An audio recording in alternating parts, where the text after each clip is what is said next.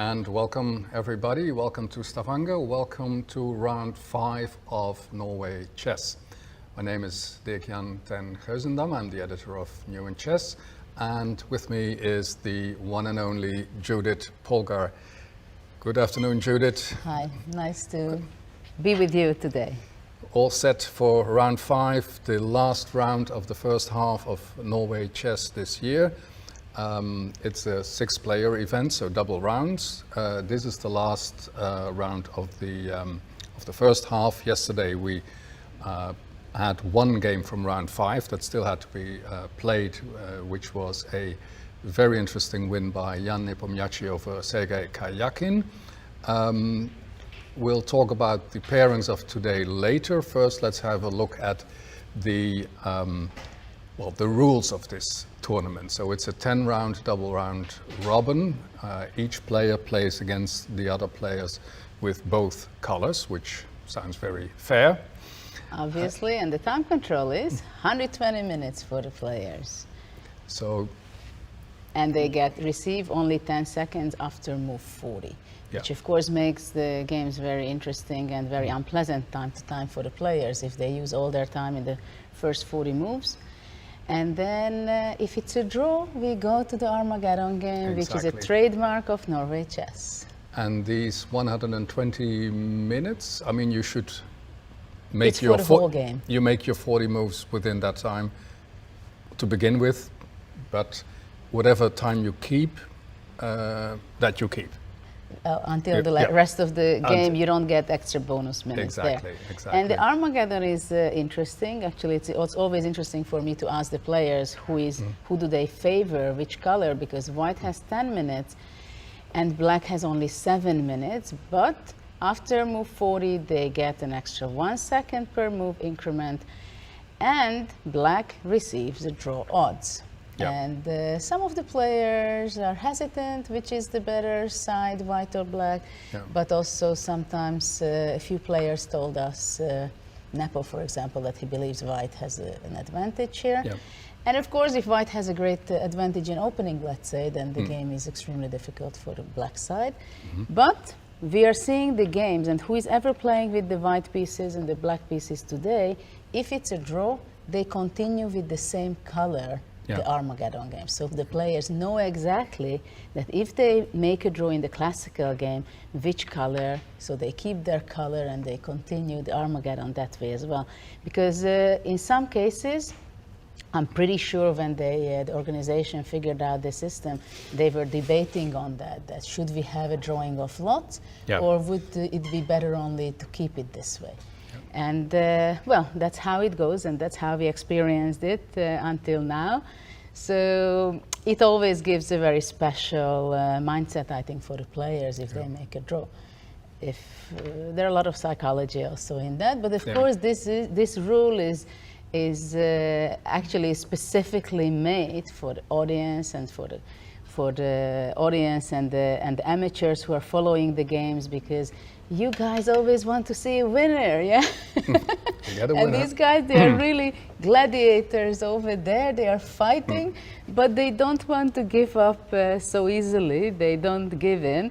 So of course they want to hang on. In the classical game, many times they do make a draw. Actually, in classical game, I think like 75% here was drawn. Yes, we have seen 3 decided games so far, which gives you the full 3 points, which is quite a difference. So winning a game in the classical time control is really a big thing, because it brings you twice as much points as winning through the Armageddon game. Actually, it's even more, because if you win in a classical game, you score 3, and the loser gets 0, while in the Armageddon, you get 1.5 for the winner, and the loser 1. You mean the difference? Yeah, because, the difference. The damage that you do. Yes, the damage is, it's like tricky. True. And well, probably it's one of the advantages of having a double round tournament, that you can say, okay, if you play with white, then you will play the Armageddon game with white as well. Which is good material for our scientific investigation into what is the best color to play the Armageddon game with. Because I'm surprised, Judith, that you should think there should be some scientific approach there. Say, well, if you look at this or that factor, then black or white must be, well, must give you a higher percentage of chance to win. And there's these differences of opinion that I...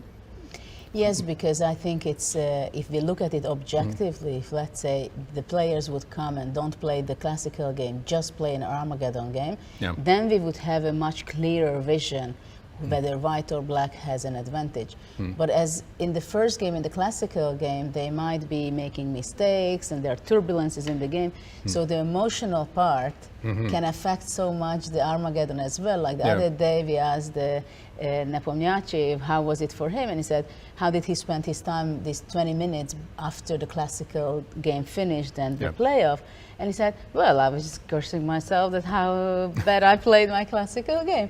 So that's why I'm saying that it matters a lot what kind of game you played, classical. So you also think that, well, that they have a clear plan what they want to do in the classical game, and you have to prepare for the Armageddon, but you think that probably they keep a couple of options depending on how they will feel?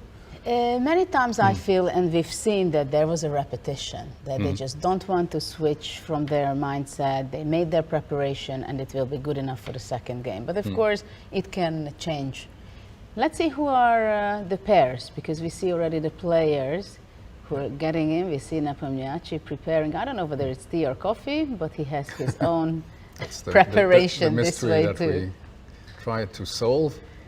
And there are a couple of young girls from the Open tournament, which is held in a building close by, where well, a big number of players are playing the Open, and these girls, they have the honor of making the first move in several games. They just came here. Of course, they came here to have their picture taken with Judit, and I liked one of the girls. I think it's this girl, right? She was very clever. Oh no, this one. That Judit innocently asked, so what move will you make for Magnus? Because obviously they are Norwegian girls. And she said, Magnus plays the black pieces. I thought that was cute and very, very much to the point. So, so what about the pairings? We're going to see Sergei Karyakin playing with Magnus Carlsen with the white pieces. They know each other very well. Obviously, they have a past, even though they are only 30 years old. On the other board, we are going to see Nepomniachtchi playing against Rapport. They are actually standing on the first two places right now. And then the third game will be with Ali Reza against Ariane Tari. So we will have some great matchups. Look at that, in classical games between Sergei Karyakin and Magnus, they played 33 draws. But in decisive games, Magnus is leading 9-2.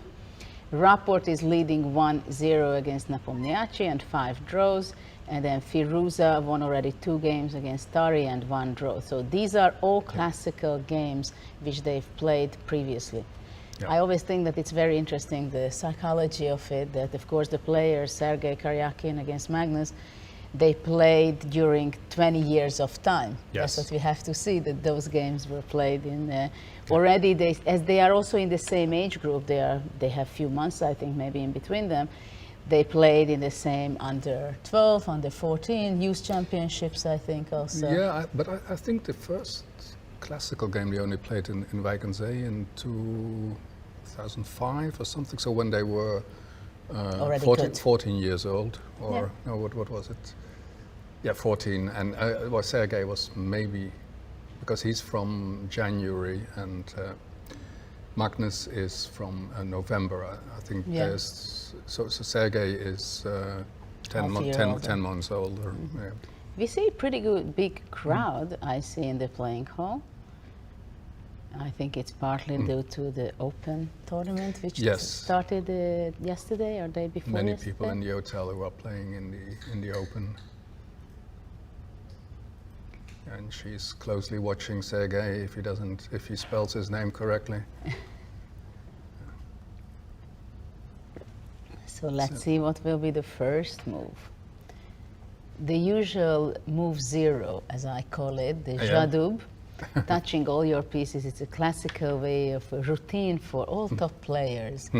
You can't really say why, but it's well, and it's funny that it's an old French expression, that j'adoube, so I put them right. And a fond memory is that when Kasparov once played Ivanchuk in Linares, and there was some tension there because they wanted to do very well. Well, when you play against Gary, there is always tension. Yeah. So Gary Kasparov, he j'adoubes his pieces, and he says j'adoube, and Ivanchuk, he leans over and he says s'il vous plaît. I thought that was hilarious, and of course Gary wasn't too happy about that reply, but of course it was a perfect response. So what do you think? Well, Sergei, he could play both E4, D4. Yeah, he can come up with anything, I guess. Generally, he played well. Let's see the standings for a moment before we have the first move. And let's see who is doing what. Right now, Rapport is leading with 8.5 points. And Nepomniachtchi, as he won yesterday, scored 3 points with the classical game victory. So he's the follower with 7 points. And we have a move. Yep. And we have a move. We get back to that. And she's not going to take it back. And E4. I like this move. Yeah. It's my favorite move, and let's see if he's taking back. Anyway, just go through fast. Magnus has 6 points, and Karyakin has only 4 points, while Ali Reza and Ariane Tari, they are equal with 3 points. So right now it's very clear that they're on the top seeds between Rapport, Nepo, and Magnus. I think we can see that for now, definitely they are the 3 who is in the yes, well, the breaking stars, apart from the others. The star so far is your countryman Richard Rapport, Judith. He's been playing very well. He won 2 classical games. Yeah. And then out of 3 of the whole tournament. Yeah. Because there was Nepomniachtchi won a classical game, and Rapport 2, and all the others they were still in are Armageddon waiting. playoff. Yeah. So there is Magnus Carlsen. And just arriving, gets himself comfortable for the play, and yeah, he was so happy when he beat in Armageddon Nepomniachtchi. We had him in the show after his victory, and I think we can say safely that for the first time I saw back to his real smile what he had. Yes. Since the tournament started, because before that he was struggling in the openings, in the classical as well as in the Armageddon games, and against Nepomniachtchi, of course, he had to be completely a different player because he had to get back to really not to allow to give any opportunity for Nepo to take over with the black pieces. But let's see, because we have some great Sicilian on the board between Sergei and Magnus, right? C5, knight f3. Let's see what Magnus will be up to. Is he going to play the Sveshnikov, or let's see, knight c6? Will he go for the bishop b4? No, d4. Okay. No, let's go for the open Sicilian, right? d4. You want a real Sicilian, right? Yeah. Let's see what's going to be the outcome of this. He takes d4. Knight takes d4. Probably we should expect Sveshnikov, Pelikan. Knight f6, knight c3, and whether it's e6 or e5. I think it will be e5. You think, yeah.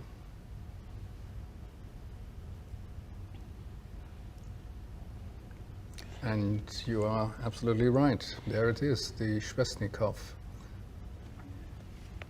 Knight db5.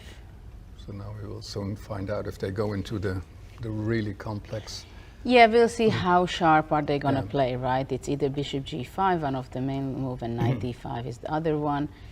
This was the system what knight d5 was played between Fabiano in the World Championship in 2018, between Fabiano and Magnus in the World Championship. So okay, this is the line which white goes. And this line is interesting because obviously the bishop g5 line is something, the old line, because you want to immediately to the point with white to create more opportunity for white to jump knight d5 without having the knight on f6 to protect it, because this would be the weakest link of this whole system. So knight d5 from this point of view, it's not very logical. At the same time, everything becomes concrete, even though sometimes it looks positional, but it becomes concrete, and many of the players like to play this system. And now it's either knight e7 or knight b8 is the move. But then, do you think it came really into fashion due to the match that Carlsen and Caruana and Carlsen played? Because the bishop g5 used to be the main move for many, many years. Yeah, but actually the Sveshnikov was fashionable for many, many years. Of course, it was also Kramnik in this system who made it even more fashionable, because he was playing it with such a power and such a great knowledge and dynamics that he showed that.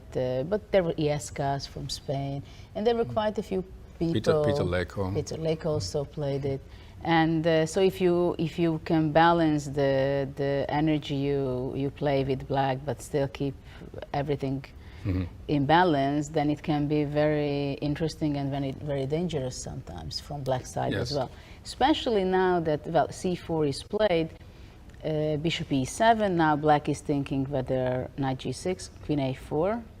Okay, so this is the position I think they had with Fabiano. It's an early bring out with the queen and go to b4. Yeah, so the d6 pawn is under attack. Black should be or probably playing queen b8. Kind of the only reasonable move, I think, to defend the d6. But of course, this is all theory. And after queen b8 also, I think some people play h4. There is a very interesting situation for both colors, because the b4 queen in one hand stands very active and good because it puts pressure together with the knight on d6. At the same time, when black will be able to push back with pawn on a6, let's say, and the knight comes back to c3, then it can be pretty much out in the game, from the game. And what black is playing, always hesitant about it, whether to play a6 or no, because black can also time to time think about playing e4 and centralize his knight to e5. So in this system, I always feel that it's only one move, and then from better position, you get worse position. With either color, it can happen to you. So white has to be very careful by playing g3, for example, because then the f3 square can be a serious weakness, and queen b8 is on the board. But I think now they will be thinking, so what about going to the Ali Reza game, because there we have a few moves as well played. Yeah, and then we will return to World Championship history later. Yeah. Because I think that was one of the openings that the team Carlsen investigated in such incredible depth, finding entirely new ways for that match, and which afterwards, well, as so often happens, served him well in further tournaments. So it's interesting to see what Sergei Karjakin, what his plan is, or what he has been looking at, or his second Potkin, as we found out yesterday when he played this spectacular novelty, and afterwards he generously said, well, that was, you should speak to my second Vladimir Potkin, because it was his idea. Ah, okay. So, but that's how it goes, right? Yeah. So here we are, Alireza Firouzjah's game against Ayaan Tari. And it's an Italian variation as well. Bishop f4, bishop c4, knight f6, d3. Bishop c4 was played against Tari by Magnus, I think, in previous rounds, which did not turn out very well for white. c3, d6, castle, and a5. I think this is exactly the same move what he played against Magnus. No, because Magnus did not castle. He played knight d2 in this position, and then it was a5. So after castle, he goes anyway a5. Of course, this move is against the possible b4, rook e1, short castle, white goes h3. Yes, h3 is a move, usually it's played without thinking too much, many times, because first of all, the bishop g4 is something that white wants to stop, but also the other idea that, for example, after knight d2, which I think is not a very good move, because knight g4, rook goes back, king goes h8, and f5 is a threat. Like after h3, I think black can go back to h6, and then to play f5. I don't know if exactly in this position it works, I believe yes, but generally this is a very, very powerful plan for black to move away his knight in order to give space for his f-pawn. Yeah, that in fact is dream counterplay for black, isn't it? No. So that's the reason white goes h3 for prophylactical purposes. Black does the same against bishop g5, so he went h6, and now bishop b5.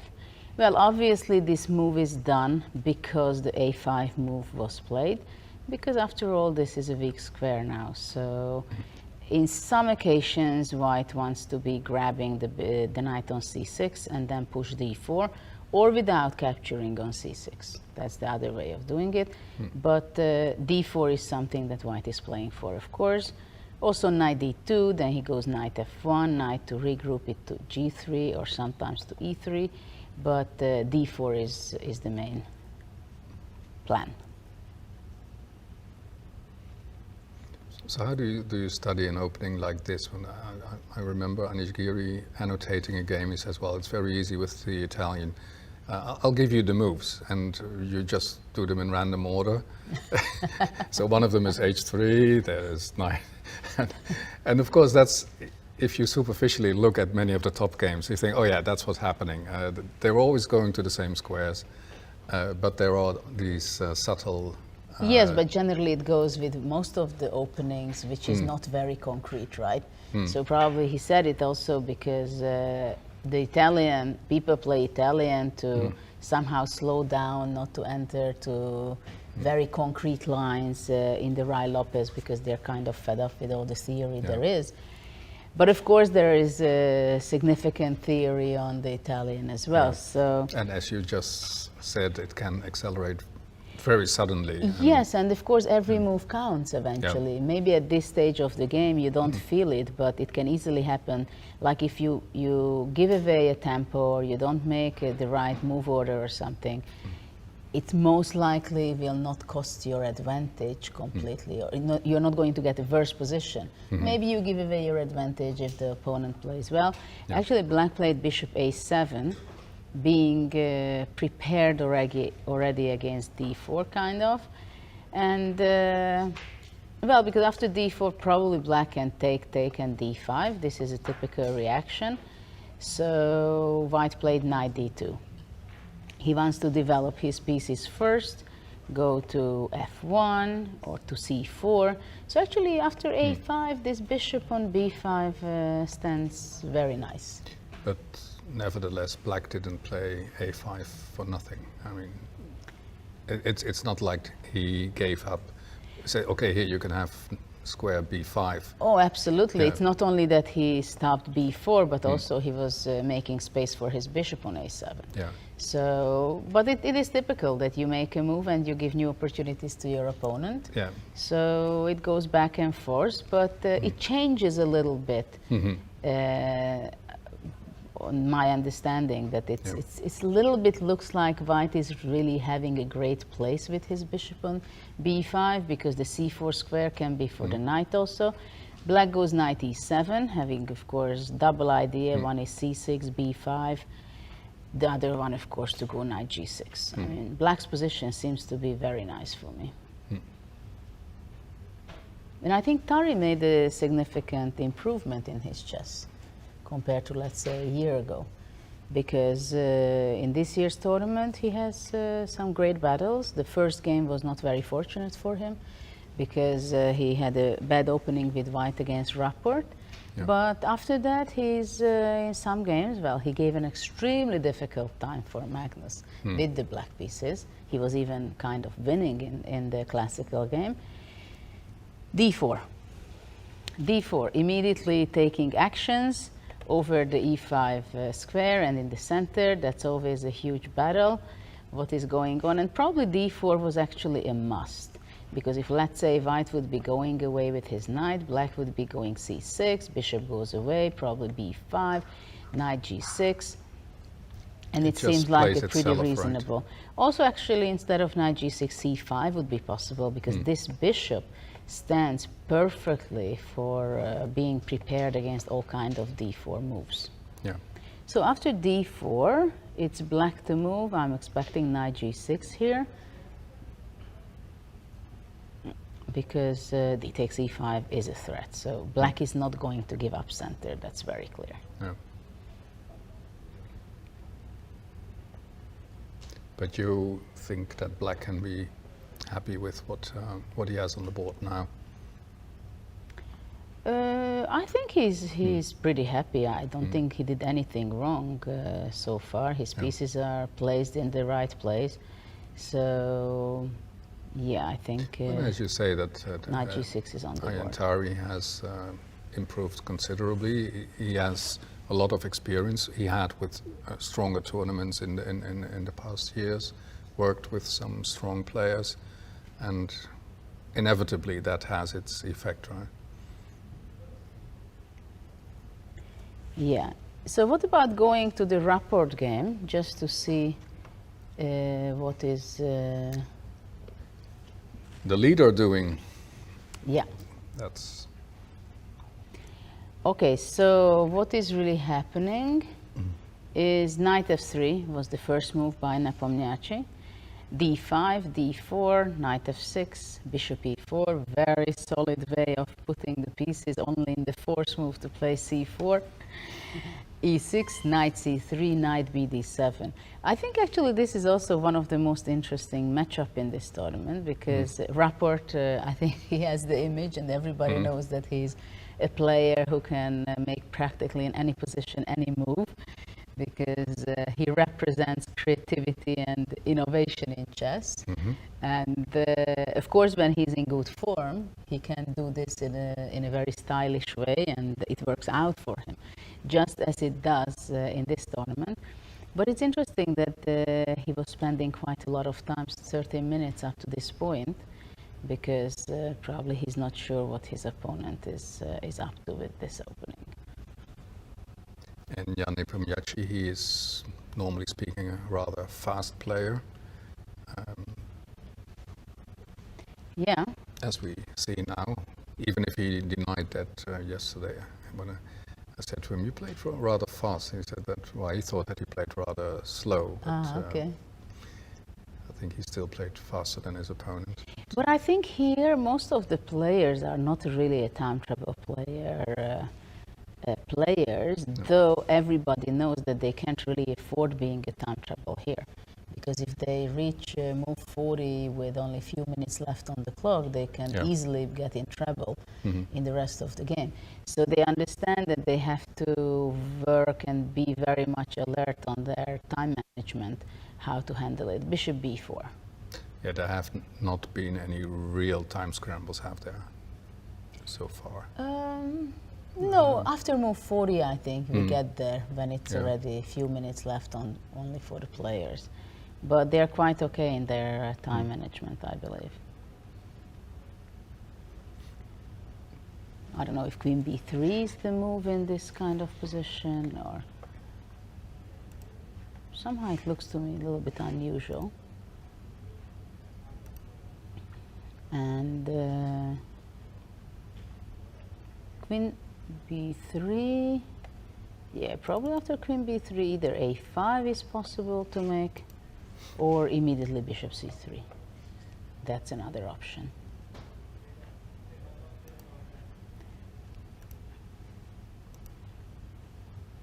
So let's see what they are up to in this position. So far Nepo was playing pretty fast. Yeah, so now he has to make a choice. I mean, according to the database, there's 4 moves that have been played here.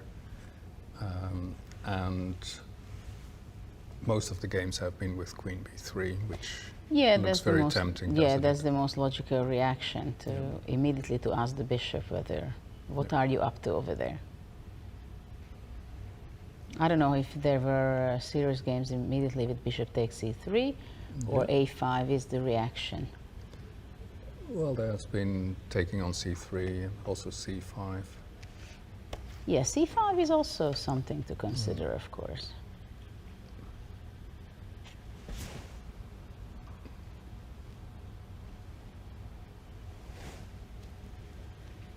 And Rapport left his chair, so it might be that he feels comfortable so far.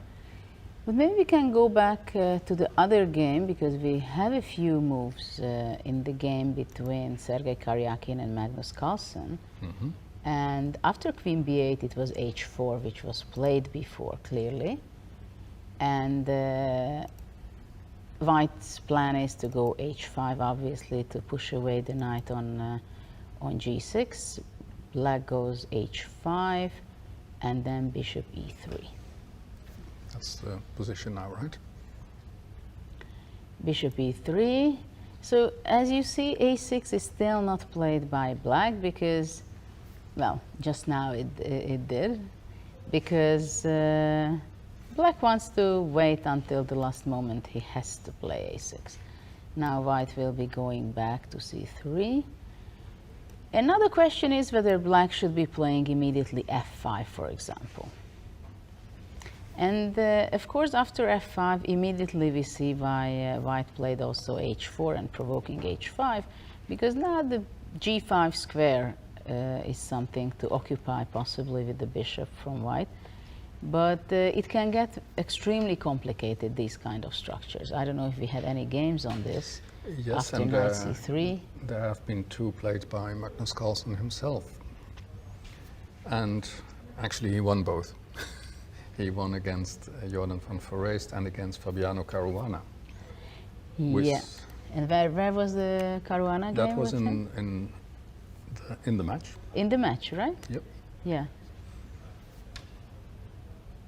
Yeah, but of course, when you played few games already in this position, you're also hesitant whether what kind of novelty and idea has been cooked by your opponent. And Black did not play f5, but he played bishop e7. So in this position, there are many ideas. This was not true what I said, Judith. In that game, a5 was played, and not f5. Not f5. No, okay, sorry. so bishop e7 was played, provoking White to play g3, which is, of course, kind of a must move. And now, of course, Black is trying to play, well, I don't know if f5 is going to be on the board shortly or not, but if Black could be playing like 3 moves immediately at once, then he would go f5, he would go e4, and he would occupy the square knight to e5. For example, this is something he should be taking into account. So that's one of the options. For the moment, castle is not really possible for Black, because after that bishop e2 comes and suddenly the h5 pawn is impossible to protect. It's possible to protect only by playing bishop g4, which I would think it's not very nice, because White can push h5, knight h8, and possibly even c5. And finally, the queen on b4 will be coming all the way to the other side of the board. So castle is not advisable, I think, in this position. So I would go for either f5 or also queen c7 or queen c8 in order to not to allow the possibility to play c5. Though, in many occasions, White might be sacrificing this pawn in any case to get some play, especially if he can be pushing his d pawn later on, so to create the pass pawn, even on a cost of sacrificing a pawn. So these positions are very complicated. Can you give an example of that? Well, I don't know exactly in which position. I think it's only for a later stage when, I don't know, let's say black goes queen c7, because I'm not sure the bishop on b6 will be standing better than on e3, and then queen c8.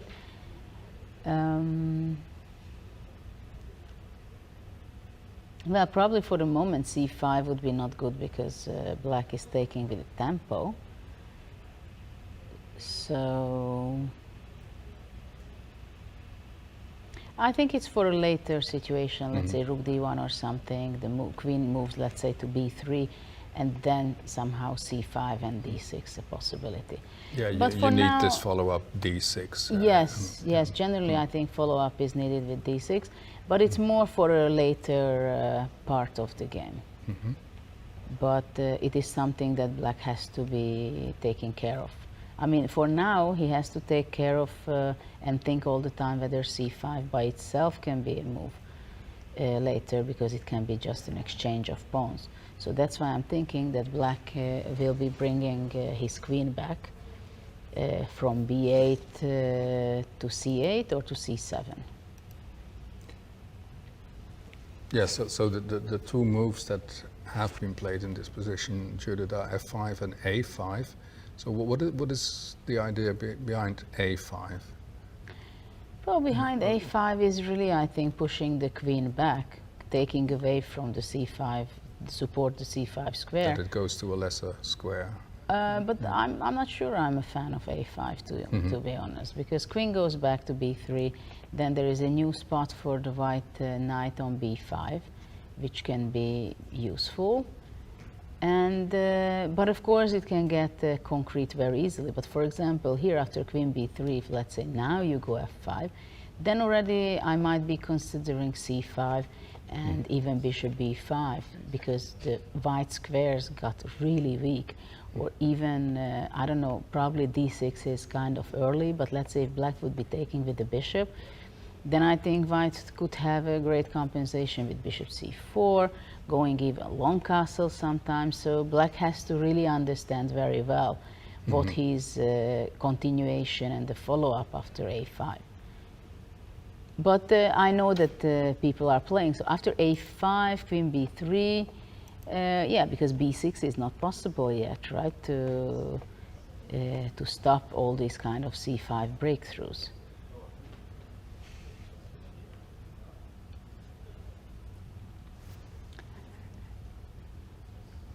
So after g3, actually it's interesting that Magnus have spent already 20 minutes up to this point, while Sergei spent only 6 minutes.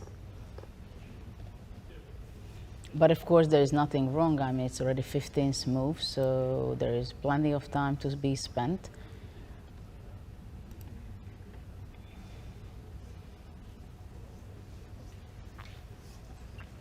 Well, and f5 is a move which is, of course, I would be expecting, because then, mainly not because of f4. f4 is not the move, because then bishop d3 would control the diagonal of white squares, but with the idea to play e4 and knight e5. So that is... That is the continuation that you have in mind. I mean, you play f5 to continue with e4 and not with f4. No, definitely I would be thinking to play e4, but and white has to make a decision how to continue, because it's also a question where to put this bishop. You can put it to e2, and just to keep an eye on h5, and castle was played, which means that maybe black wants to sacrifice a pawn for positional purposes. But let's see, because after castle, bishop e2 is the most logical reply, immediately pinpointing the fact that the rook is not on h8 anymore, and to attack the pawn, which after maybe it's possible to play f5, bishop h5, and go away with the knight, though I'm not sure I like it so much. So maybe after all he does have in his mind to play maybe now a5, and after queen b3, now bishop g4, so not to allow the idea which we looked before, that without a5 we were looking bishop g4, takes, and c5 option. and then the queen opens up the road towards g4 horizontally. So Yeah, this looks dangerous for black, doesn't it? yeah, but maybe he can go after bishop e2, a5 first, and only after queen b3 to go bishop g4. And after takes, let's say h5, black goes to h8. Though I'm not sure, it looks not so funny for black, because h6 is possible. I don't know if g5, it looks kind of strange, because after g6, h7 and bishop h6 can be the problem, serious problem, so this is not possible. So let's see after bishop e2 what Magnus has in mind to play here. What is his idea that he wants to continue with? So that is quite a decision to castle kingside. Well, he should know what he's doing, that, and probably he does. It's just, I don't understand it immediately, what exactly, how is the way he wants to be playing this.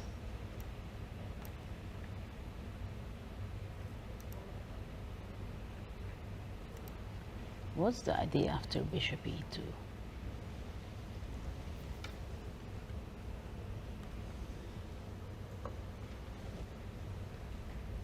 This is the big question.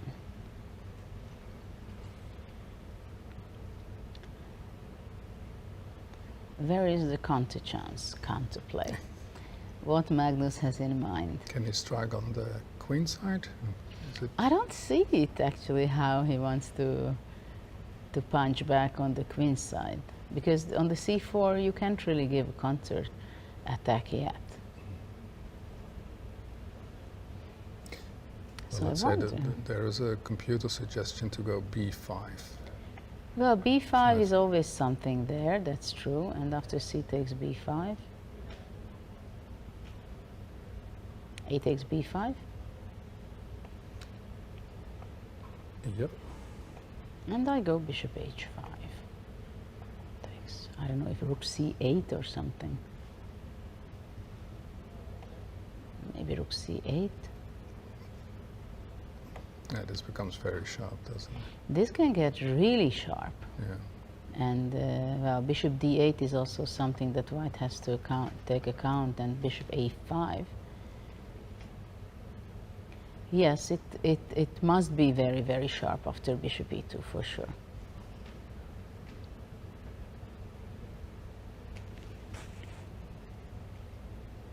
What about white's king? Where Yeah, white's king can go simply short castle, I think. It's not a big problem because, okay, in one way or not, I mean, bishop on g2 would give more safety to the white king, but the e2 bishop is actually standing better than on g2 because it controls the rook c4 possibilities. Yeah. And this is very important for white. So after bishop e2, if he goes b5,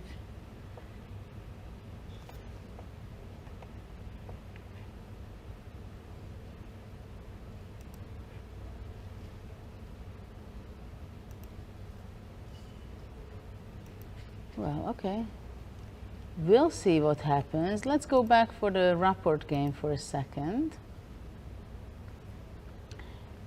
Just a few moves happened. After e4, e3, bishop b4, white went rook c1 instead of the move queen b3, which we were discussing. Black castled, so white is just developing simply by playing bishop e2. He wants to castle, he wants to play very solid, not to get big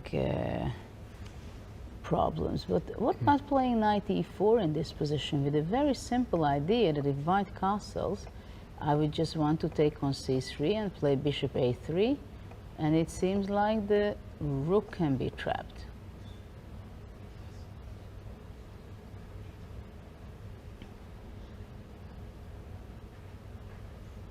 So knight e4, what white has in mind after knight e4? I'm very curious.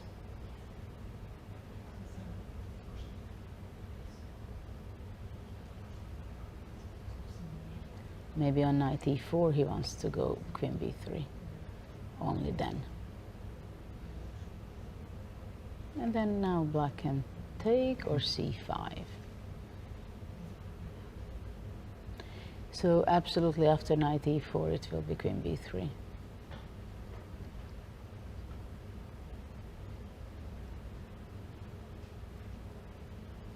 Did we have any game on that?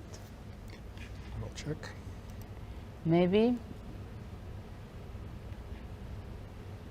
Well, I think in the next few moves it has to be clear where the pieces will be standing. Somehow, maybe c5 is the move what Rappert is thinking about right now, because that seems to be a healthy move, acting in the center.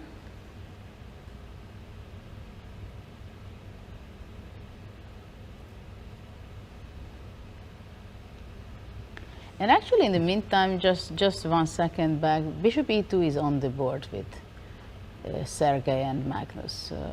Okay, we'll get back to that, but We'll get an answer so that there. yeah, so Yeah. probably some material will be given up by Magnus shortly. So he will have to show the great energetic style, how he gets the counter chances and compensation there. Yeah, but you're right. Let's say after knight e4, then the move is queen b3. Yeah, that's not a question. that's- Queen b3. That's the only absolutely. move that has been played. And it's the only move which has to be played. Yep. So I'm not sure knight e4 is really good. I would now go for c5.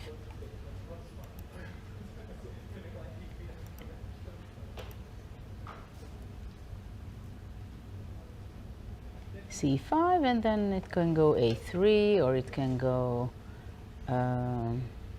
even castle. That's also possible, just to leave it there, the center.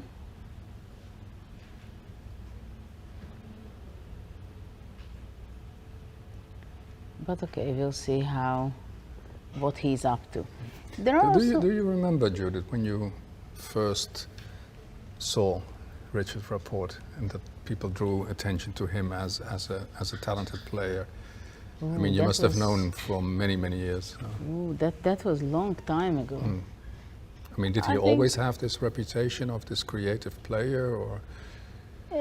He was always a creative player, but it was kind of more that we were talking and the world was talking about it when he was also doing these very interesting and complicated and sometimes strange things against top players also. That's when people really started to stamp him with this, right? Yeah, That he really makes some crazy moves sometimes. And then that's your reputation forever. Yeah, of course it yeah. can. I mean, this is the case. This was the case with me also, that people said that I was so aggressive player. Yeah. And then later on, when I a little bit changed my style, because when I was improving and playing on the top level, of course I had to change my style a bit. But whenever I had a game which was firework or Yeah. good attack, then of course everybody said it that, okay, Most questions were still about g4. well, I think it's like with actors. Somebody plays a few comedies, and then even if you could play in another type Yeah, of movie, they still just simply think of you like a comedian yeah. person. So he has this trademark, but in this tournament he was simply playing very well, I think, so far. Well, and clearly he has grown as a player, become more all-round. I mean, you were his coach at the Olympiad. Well, I Well, was more of a captain, not a Captain- coach. captain, Yes, that's- yes, that's because I true. was not advising so much Yeah. on chess lines. It's You didn't? No, No, that you- was not my role when I was a captain. But you must have had the urge to interfere sometimes. No, I think he's simply not a player who is demanding something like this. It was more that after the game we were discussing what has happened and so on. While other of players, sometimes like Berke, she was asking me some questions, King's Indian and here and there. And but my main role was to Psychological? Or? Psychological coaching. Yeah, there were some special moments, especially in the European Championship when we scored and we won the bronze medal. So those moments were more important for my role. So how would you define Richard Rapport? What kind of player is he? I mean, if we don't want to go for the stereotypes, I mean, he's clearly more than just a creative player. Well, I think he's a good calculator, which you have to have, no matter whether you're a tactician or a positional player. Yep. He doesn't mind to exchange queens. He likes to have, of course, all kinds of positions with good circumstances from his side. Yeah, yeah. No, well, the biggest trademark of him, it's not that he can make crazy, strange moves, but that he's completely unpredictable in his openings, for example. And in one hand, because he has many ideas, in other hand, maybe he doesn't necessarily go so deep or spend so much time on preparation. But as he's very creative and he has a lot of interesting ideas, it means that the whole world on the highest level, they know that whatever he's playing, you have to take it seriously, right? Yeah, because if he's in good form, then he doesn't make it up at the board. He has this very good intuition also when he's in good form. Yeah. And he calculates very well, which is very important. It was the same with Karpov. That when I was a kid, I thought, well, it's such a boring chess and so on. But when you look at his games, you found out that it was maybe a lot of positional, a lot of maneuvering and so on. But when it had to come for action, then somehow all his pieces were just perfectly set for action. So this is kind of tricky that those players who are very positional, they actually very good calculators. Yeah. Well, what strikes me is that he works alone so much that I mean, he doesn't have a famous coach or a very strong player that he works with all the time. Is he a very individualistic person, or is it just that he follows his own ideas and doesn't see the use of somebody else? I don't know him so well, but I think it's a matter of personality as well. But I think he's talking with many of the players in tournaments when he's traveling. So he's collecting information, ideas, and sometimes, time to time, I think he may work with some of the players. But it's true that on this level, usually you think and you know people that they are working with this other good grandmaster or someone else, or they have a coach or something. But actually, he does not live in Hungary. He lives in Serbia for a few years. Yes. So I was usually meeting him on team competitions when I was playing together in one team with him, or later on when I was the captain of him and the team. And it wouldn't surprise us if he occasionally met some Serbian players. I mean, because it's still a very popular sport in Serbia. Maybe some players that he does talk to. Or, well, of course, the last year and a half with the COVID, it gave extra challenges for everybody, how to train and so on. But definitely he has a very good vision in chess, I would say. We have moves in Sergei and Magnus game. So b5. As you were telling that this is after bishop b2 as an option, and after c takes b5, black took back a takes b5. So now bishop b5 is something also white can consider, but after bishop b5, let's say queen b5 is not good, or I would think it's not good because of takes, takes, and rook b8. So a4 is not possible because of the pin. So it's rook b5, and if after rook b8, white would be going, well, he has an option to go to a7 maybe to reach out to the nice outpost on c6, then rook b2. So I think this would be quite fine for black, so this is not an option really. One question is whether white can take with the knight, which after I think e4 might be the reaction from black, and now really knight e5 is coming up. So black can get some pretty reasonable compensation. So this is one way of, but actually after bishop b5, maybe rook c8 is also something that white should be taking in account. Not only that, but there is also a move bishop d8. So, I mean, I'm looking at a move like queen b3. What about playing anyway bishop a5, giving up the bishop, takes, but I think white is doing fine because it's king e2. So white is protecting his rook on a1. This isn't white inviting the counterplay that black wants to have. I mean, can he take this pawn on h5 and try to make further progress there? And you mean here? Yeah. Yeah, no, it's just bishop b5 is also an alternative, that's all. No, but bishop but then h5. you have to find something forcing, don't you? For black, you mean after bishop h5?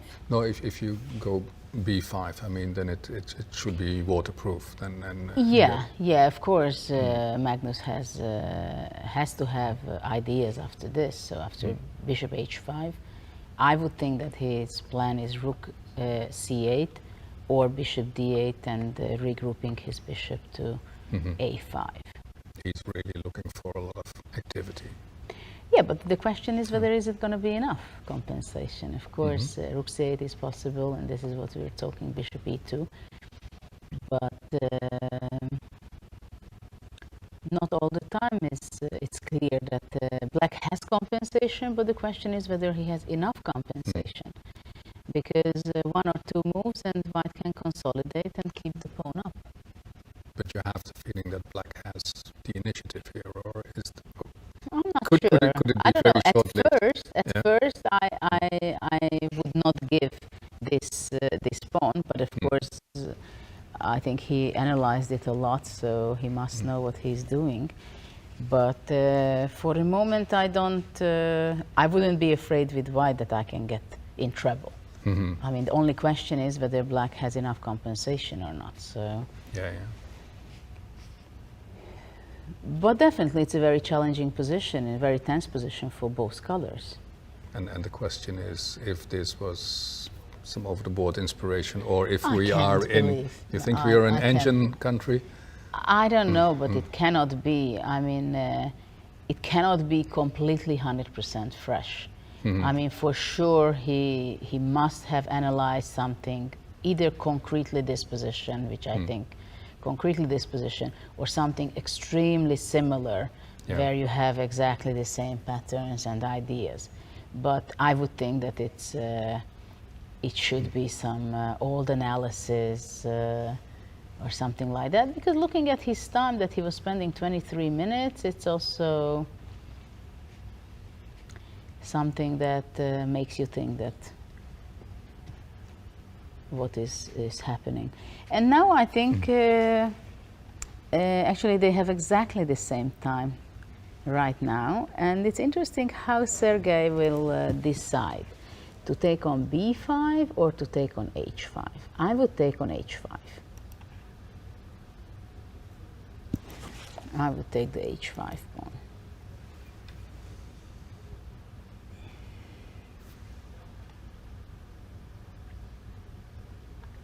But okay, let's see the other games. We also have a few moves between Ali Reza and Tari. And there, after bishop, here we stopped after d4. Black went knight g6, a4, which is a very logical move, a4. When you have a little time, then you do this in this kind of positions. c6, bishop moves back to d3. Kind of provoking also black to go knight f4, because it's also always a nice square on f4, but he can occupy it in a later time also. Rook e8. The idea is to protect the e5 square, the pawn, so the knight can be moving away. Or also he wants to be considering to play d5 in the center. So white moves away with his bishop, so knight f4 is not going to be with the tempo. And let's see what black is up to here. Of course, d5 is always something that white has to consider, one of the simplest and typical reaction is taking on e5, takes, let's say knight f3. And if black rook goes back to e8, then let's say e5. So I think this is something where white would have the initiative, and the bishop stands perfectly fine on c2 because white will be able to bring his queen to d3, and the buttery this way will give a little difficulty for black on h7. So d5, I believe, is not something that black can do right now, yet. Not yet. Well, if you look at Alireza Firouzja, who was hailed as the new big talent, I mean, he's been struggling a bit so far in the tournament. Are these the growing pains, or do you see any explanation for that, or you think it's way too early to draw any conclusions? Well, I think this tournament is is not his tournament so much yet. But of course, already by the age of 18, I think that's his age, it's clear that all the top players are taking account that Firouzja is someone who can be a contender for a later World Championship title match even.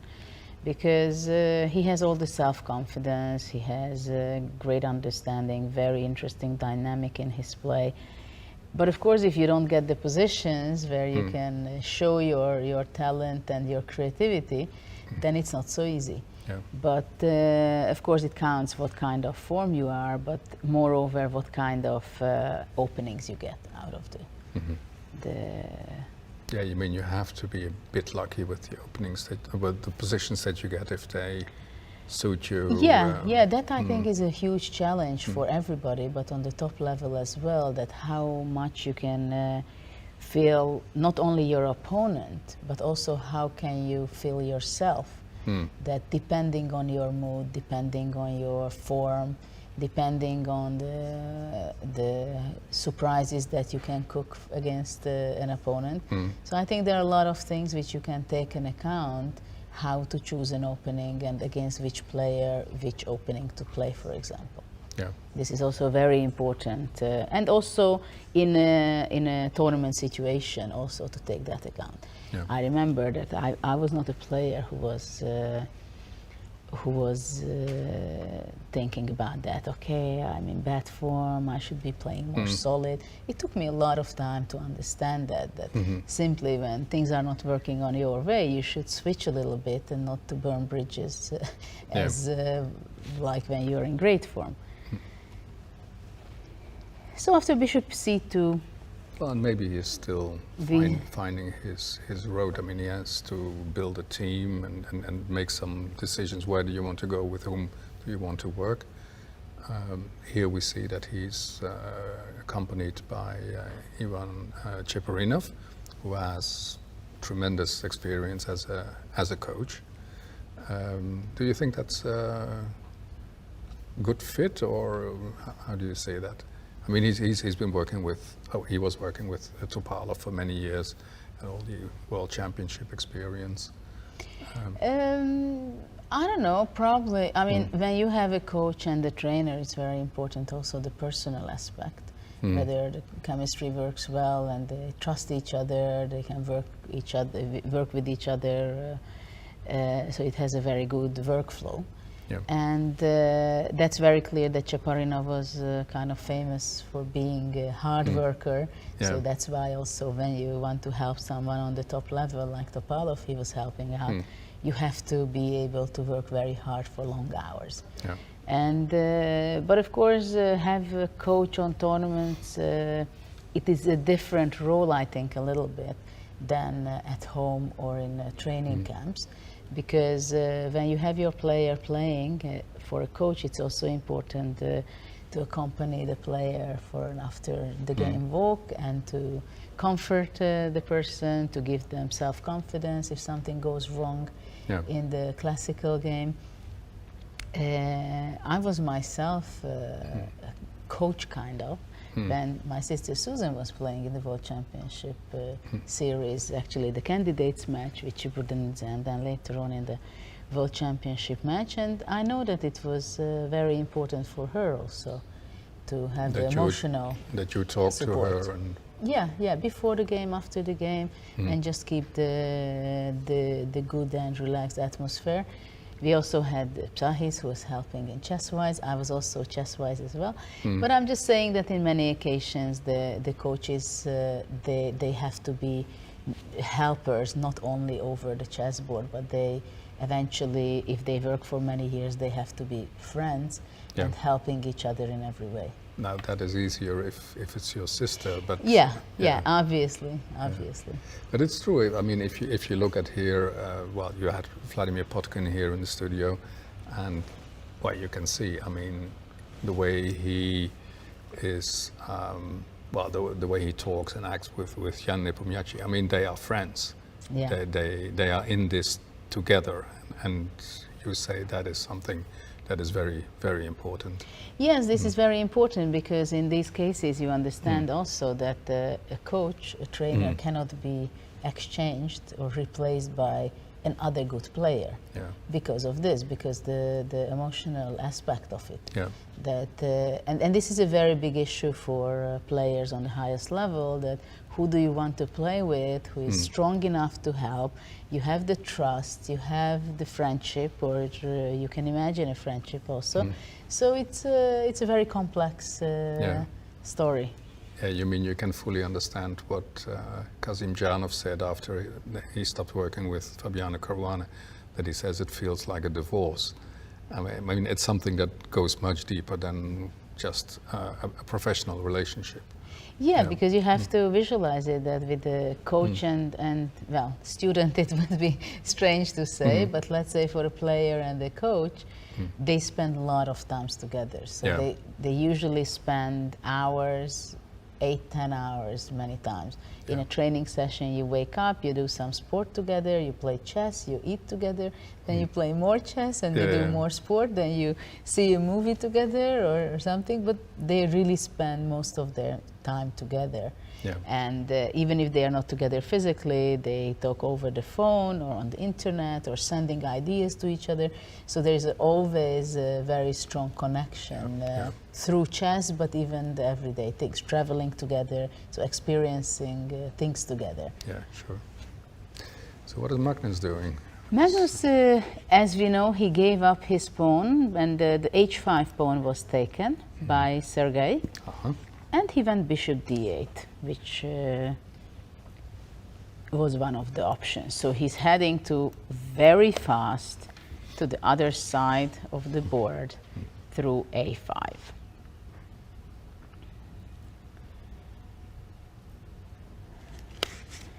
Well, now white can consider to take on g6, for example. This is one of the considerations. The other one is just to go and put safely my king on g1, which after, let's say, black goes bishop a5, queen b3, because I wouldn't like to go to e4, to f5, I think. Though even after f5, it's not clear to me. I go, let's say, queen g2, what is black up to? Because my bishop on h5 is attacking the bishop in g6. And if, let's say, black moves away knight e7, then I go bishop g5. And it is something very unpleasant for black, I believe. So after queen e4,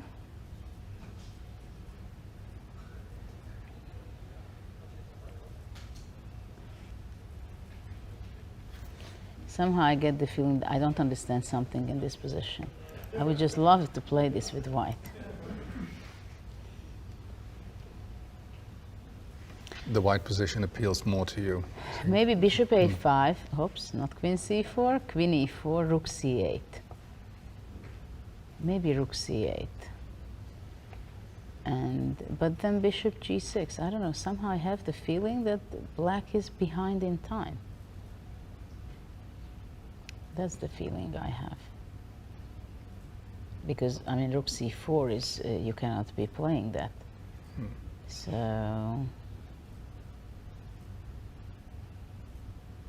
I don't know, somehow it looks very slow for black. But if you don't go bishop a5, what's the point to do it? I mean, if black goes knight e7, this is something, of course, logical, and then you're threatening to go bishop a5 in any case. Yeah, probably this would be the move, knight e7. And now white has to be thinking how to continue.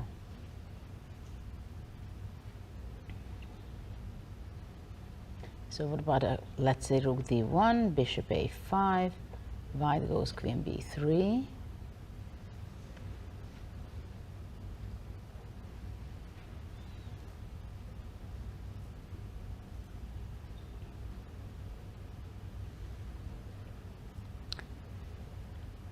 Maybe knight f5 is something to bother the bishop on e3.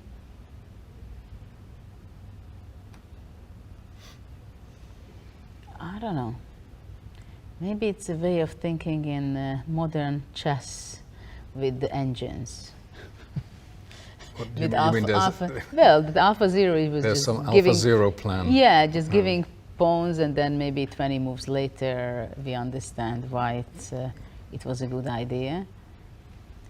For the moment, I don't understand why is it such a good idea after castle. I mean, it's definitely that black has to fight for the compensation. Maybe, yeah, now rook c8 is not possible.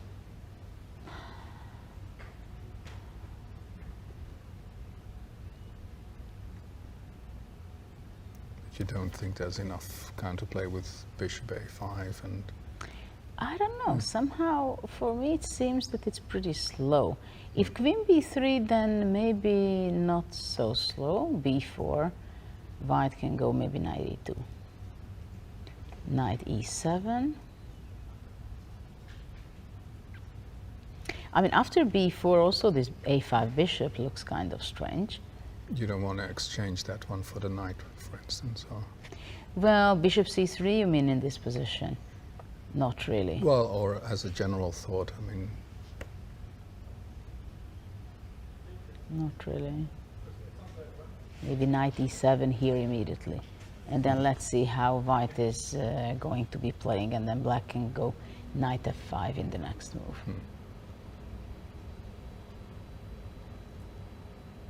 Yeah, I mean, maybe the game is only for long strategical play. Let's say bishop e2, now black goes b4, knight e4. Let's say black goes f5.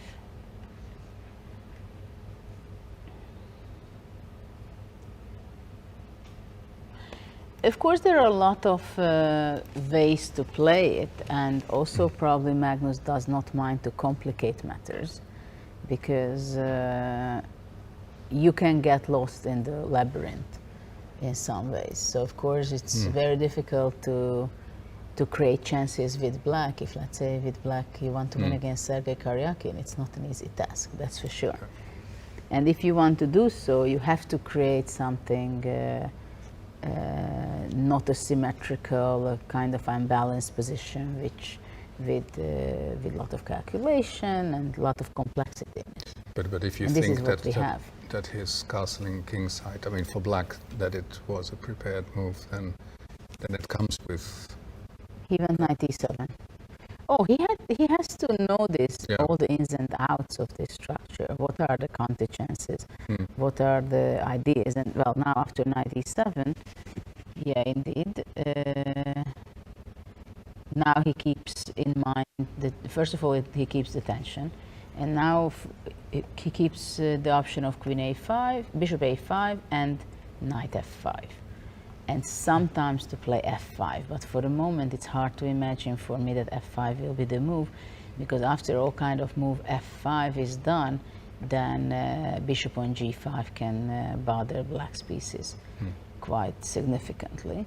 So after knight e7, yeah, now the question is how white is reacting. White can, for example, go bishop f3 to pay attention on the d5 square, the pawn. So after bishop a5, queen b3, and get ready after f5, bishop g5, which we were talking about.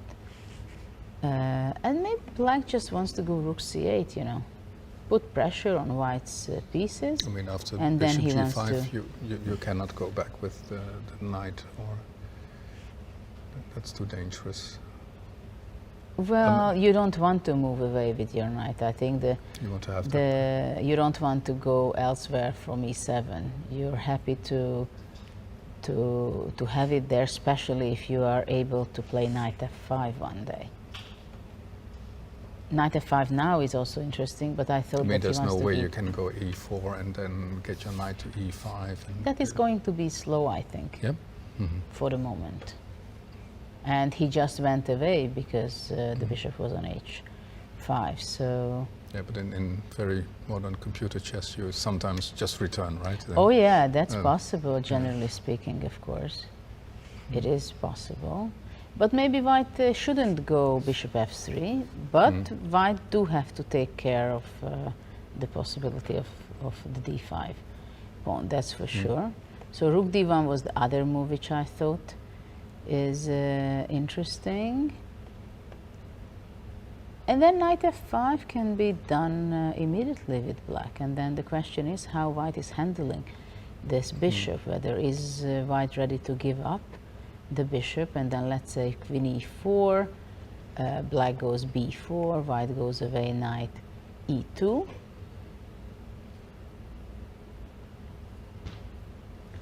And well, actually black can go queen b5 or something.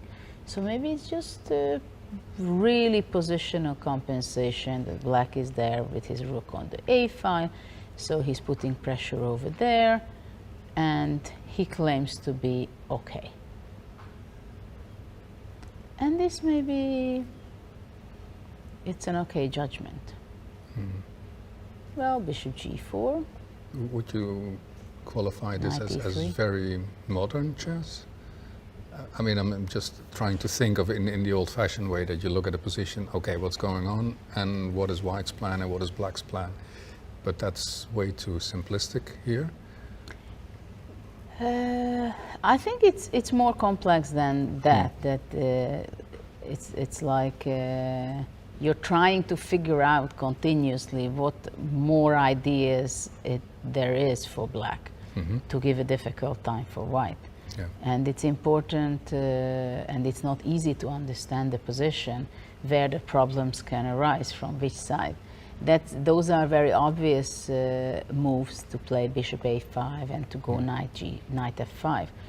But when we talk about positions like this, it can easily be the case that, for example, you don't play knight f5 immediately because you need this detailed information that you have your knight on e7. You keep it there just for the threat of it, to play here or to attack on d5, to keep an option to play knight f5, and just to keep the tension after bishop a5, let's say, knight f5, or Black maybe he just does not want to go knight f5. He just wants to play whatever White is playing. He goes bishop a5 and after that rook c8. So to have the rooks on the open file on a8 and c8, and simply waiting White how he wants to be continuing the game. Because the bishop on h5 is not something special, it's not doing too much. The bishop on e3 can be always attacked by or bothered a little bit from the knight. The black rook has an improvement place for the rook on c4. Also sometimes b4, sometimes even the exchange might be something to consider with Black, but I think for the moment he doesn't want to exchange that piece. Yeah, so those are the characteristics that you sum up, and then the conclusion, okay, we probably, that will be decided, well, that changes every move. In every move it's changing. So for now, White is on move, and he has to decide whether he feels like the d5 pawn has to be overprotected or protected just in case by playing bishop f3 or with rook a d1, because somehow I feel that the rook from f1 should go to d1, not the other way around. And I don't know exactly why I'm saying that, but somehow rook a d1, I don't know, maybe anyway really Black goes bishop a5 and rook c8. and sometimes after b4, black can go bishop b5, and then maybe this rook is it's not so good. And also after b4, I think the a2 pawn can be weaker. So that's why I would think that it's either bishop f3 or rook d1. Because by playing rook d1, white wants to go, for example, knight e4. So to free up the knight, because then the rook is protecting the d5 pawn, and then there is a possibility that I can move away with my knight. But black is extremely strong in the center.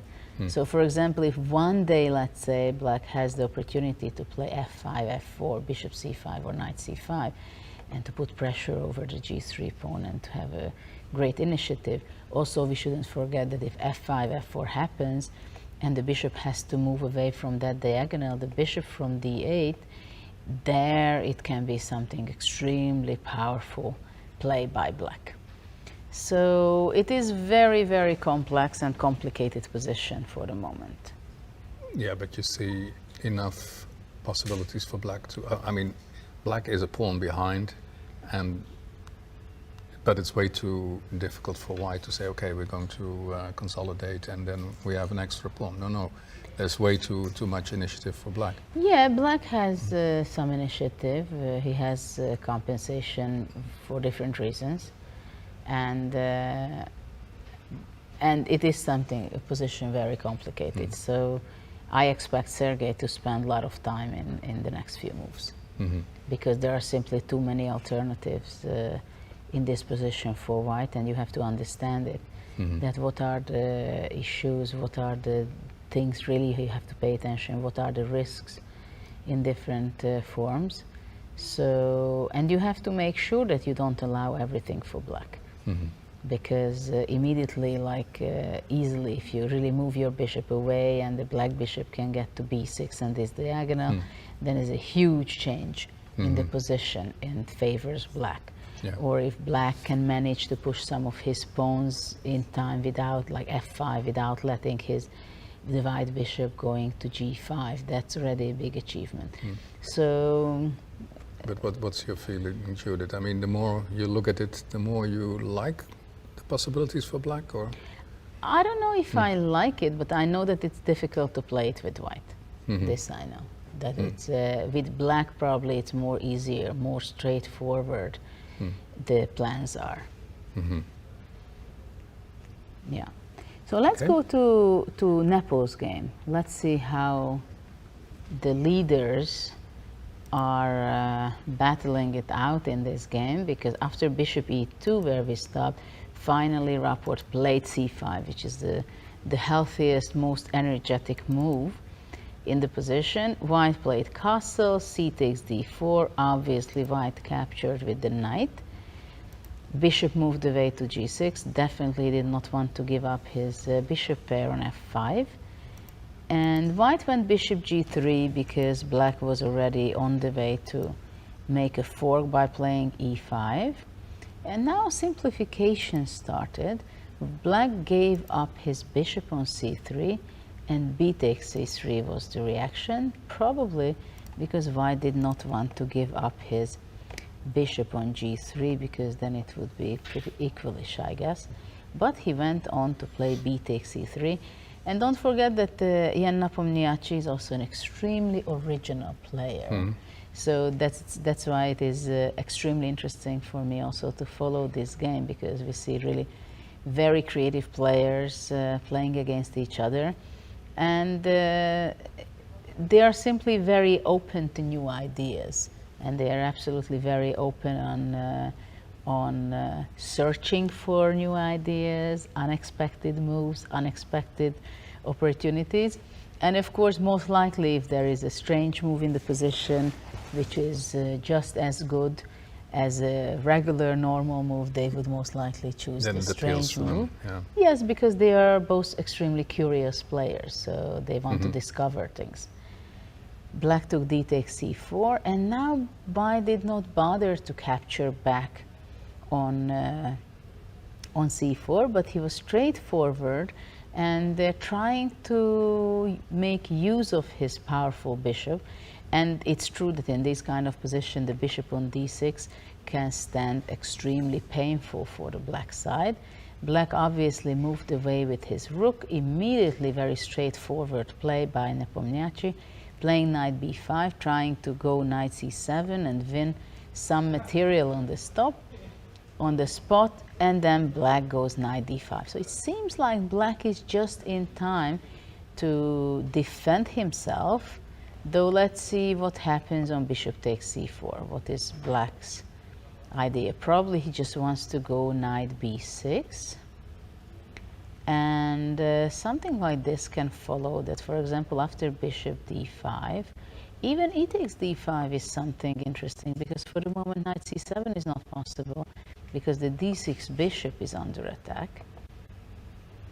Or also I was thinking, I think e takes d5 I like, but even knight d5 might be interesting, because if c4, then there can be a counter attack by playing a6 and takes, rook takes e6.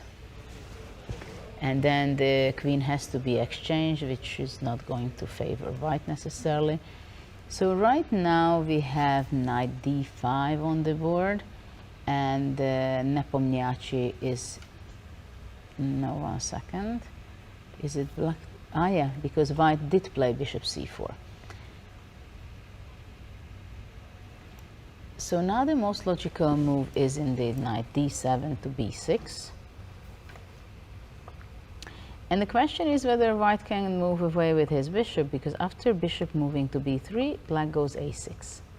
So it seems like this is not an option for white.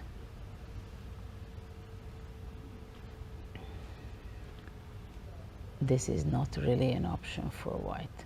So after knight b6, well, this is a question, of course, after bishop d5 to which piece to capture. The d5 with the pawn or with the knight.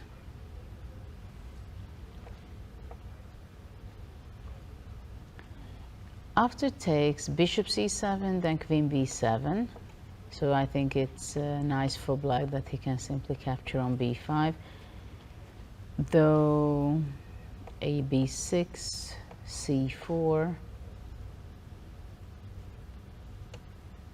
Yeah. Of course, knight 7 b6 is on the board. So we can see some simplification, because white will not be able to avoid simplifying, not simplifying the position. So he has to capture on d5, otherwise a6 will happen. So I have my guess. What do you think? What will be the result of this game? Well, it looks drawish now. But, well, you would guess that Nepomniachtchi really wants to win this one. But on the other hand, it looks like... I would bet for a draw and to go for Armageddon. Yes. What about you? Well, yes, because rapport looks fine. And bishop d5 is on the board, so I'm really curious how he wants to capture it back. Whether at all will he consider and spend time, or he will be just taking it back with the knight or with the pawn. But then you think that Nepomniachtchi will see the Armageddon as some fallback option. Okay, then I try to beat him there. I don't know how much they think about the Armageddon at this stage. You know? They have it in their mind that let's first see what is the truth of this game. But yeah. I think, but they are not afraid of making a draw, because they know that anything can happen in the second game. Yeah. At the same time, of course, if a classical game is draw, it means that they collected already each of them 1 point each, and they are going to be fighting over half a point. Yeah. Right? So draw is not a bad result from this respect. Yeah. Even if you would be losing the match, then how would you see their ambitions? Like say, for instance, for Richard's report, this would be a great thing to win a tournament like this. Well, of course, Nepo wants to win it, but there's this other thing at the back of his mind which is way more important. Does that play a role, or? Well, we asked Nepo in the first day how is it for him, and he said that it's part of the preparation, this event. Yeah. So on one hand, I think it is part of the preparation because, of course, the World Championship title match is like 100 times more important than this event. But don't you also agree that this is what he has to say?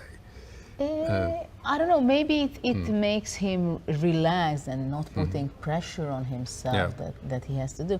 But I think it is the case that he has to fill the game. He has to, of course, he wants to win, that's not a question. But it is true that whatever happens here, it shouldn't influence too much what will happen in 2 months in the championship.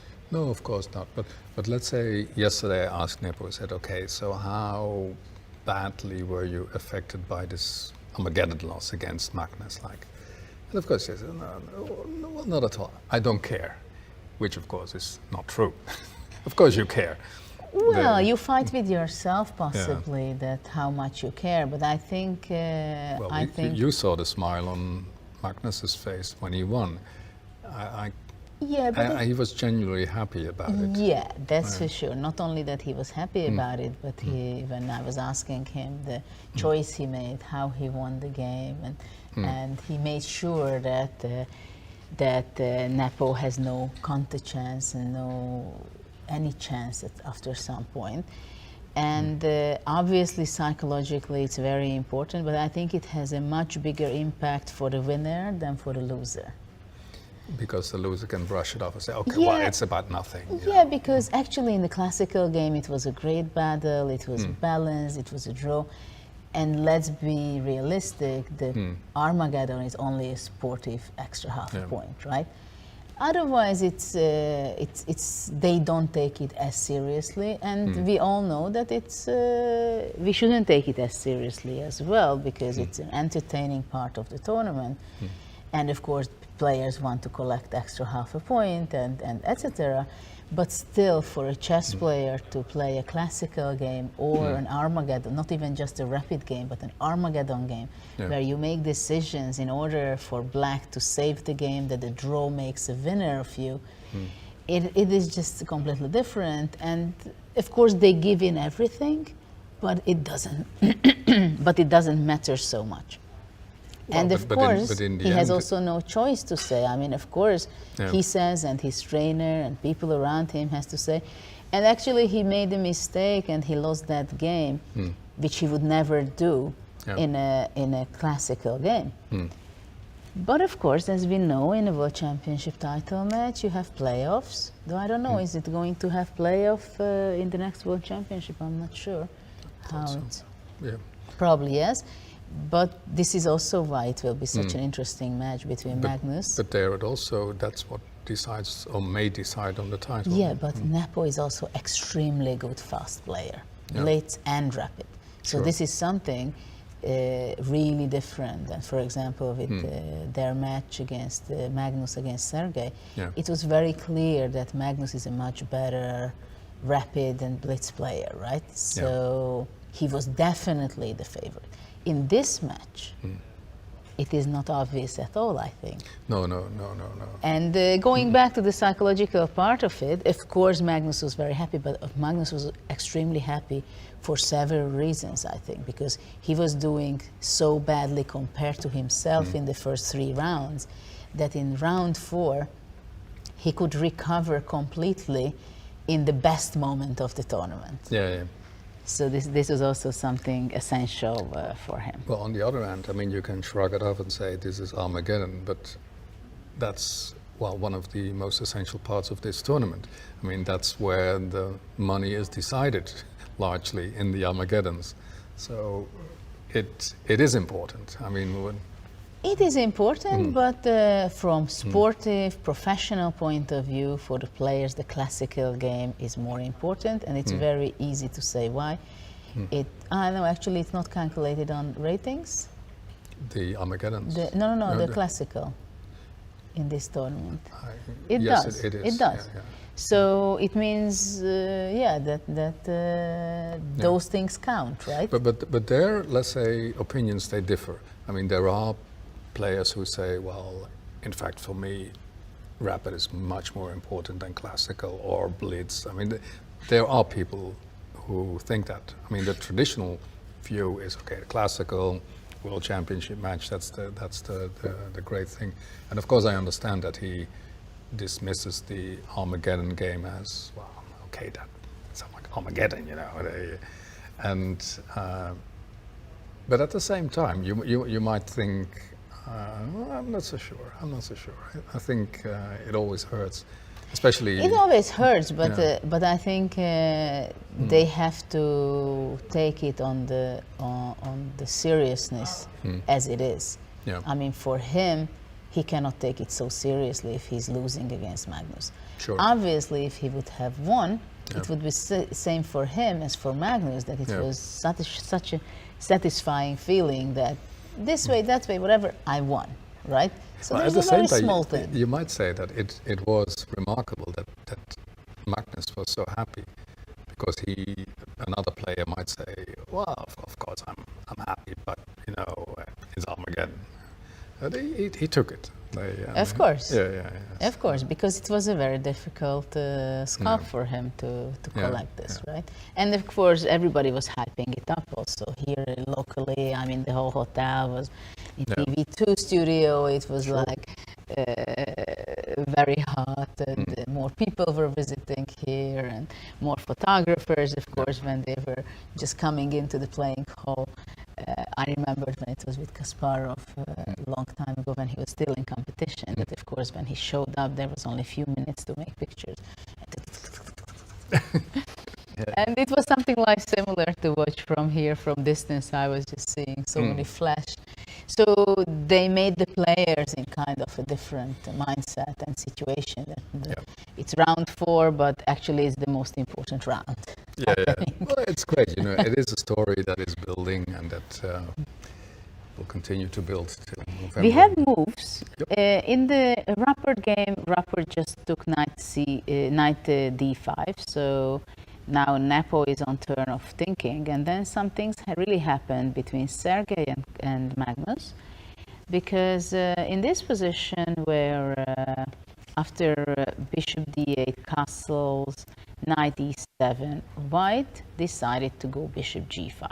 So actually Sergei decided to provoke a little bit to force black to decide which direction to go. So first of all, he wanted him to play f6, but he did not play f6. After f6, I don't know what he had in mind, bishop d2 possibly, or bishop e3.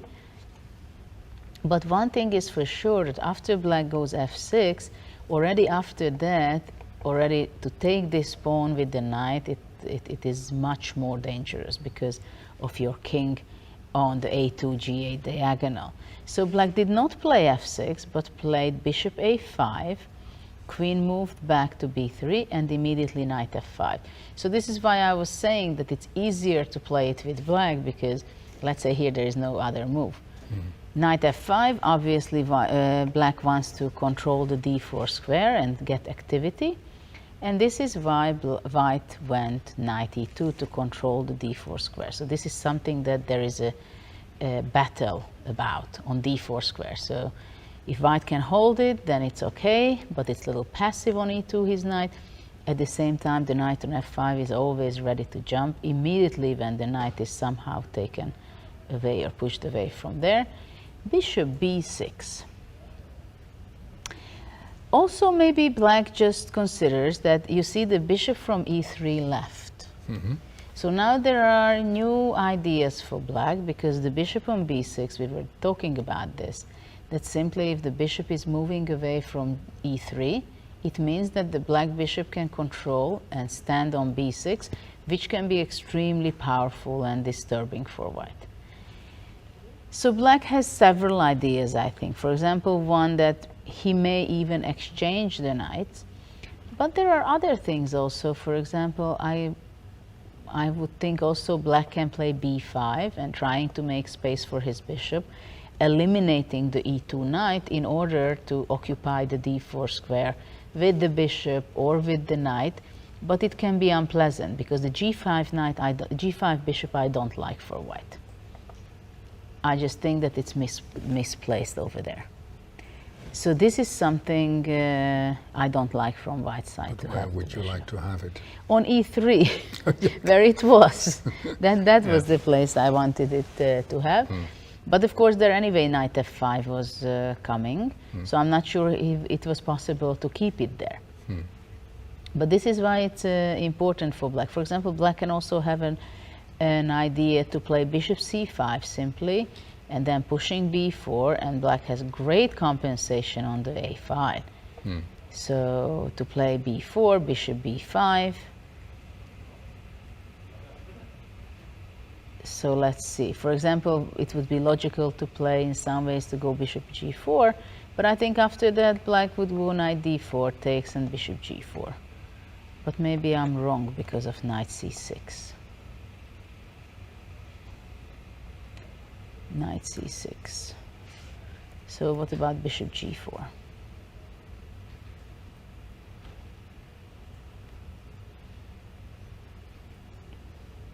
So this is possible. Maybe rook c1. I would think also consider to play rook c1, and maybe to consider to give up an exchange and put it on c6. But black can just simply play bishop c5 as we discussed, and then later on b4, and activate his bishop on b5 or a4. Are there ways for black to activate his rook via a4? Or? Well, actually, rook a4 is also possible, and also rook c8 is a move. I don't know if the queen will be going somewhere. The queen can also go to queen a7, for example, but maybe only after b4. And so go b4 and then queen a7, so to put pressure on a2 and also on the diagonal. I love black's dark square bishop. That is really standing excellent.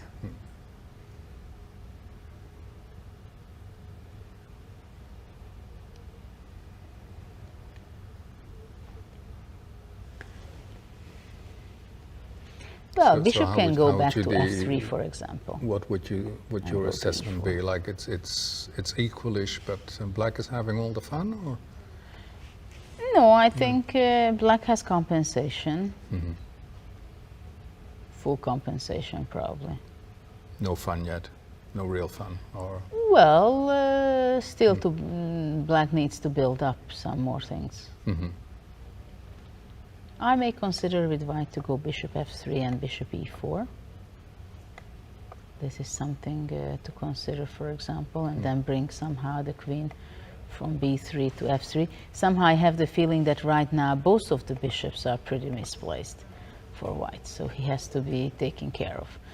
But at one point, also black can be pushing back the bishop, the g5, all the way back to d2, but on d2 it just stands reasonable. Actually, maybe it makes sense to come back now to d2, you know, and regroup it to b4. This is something I could imagine. Though from black point of view, e4 can be very interesting. Because right now the d4 square is fully controlled by black, and also after e4 he may want to push e3, breaking completely apart the white pawn structure on the king side. So maybe I didn't say it by chance that I want to go bishop f3 after all. So it's not only that I want to go bishop to e4, but also to go stop e4. But he went rook c1, which we just discussed.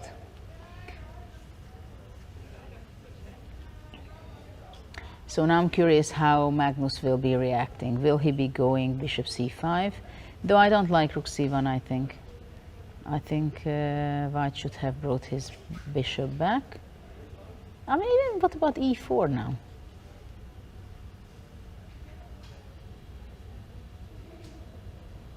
I can imagine black plays e4.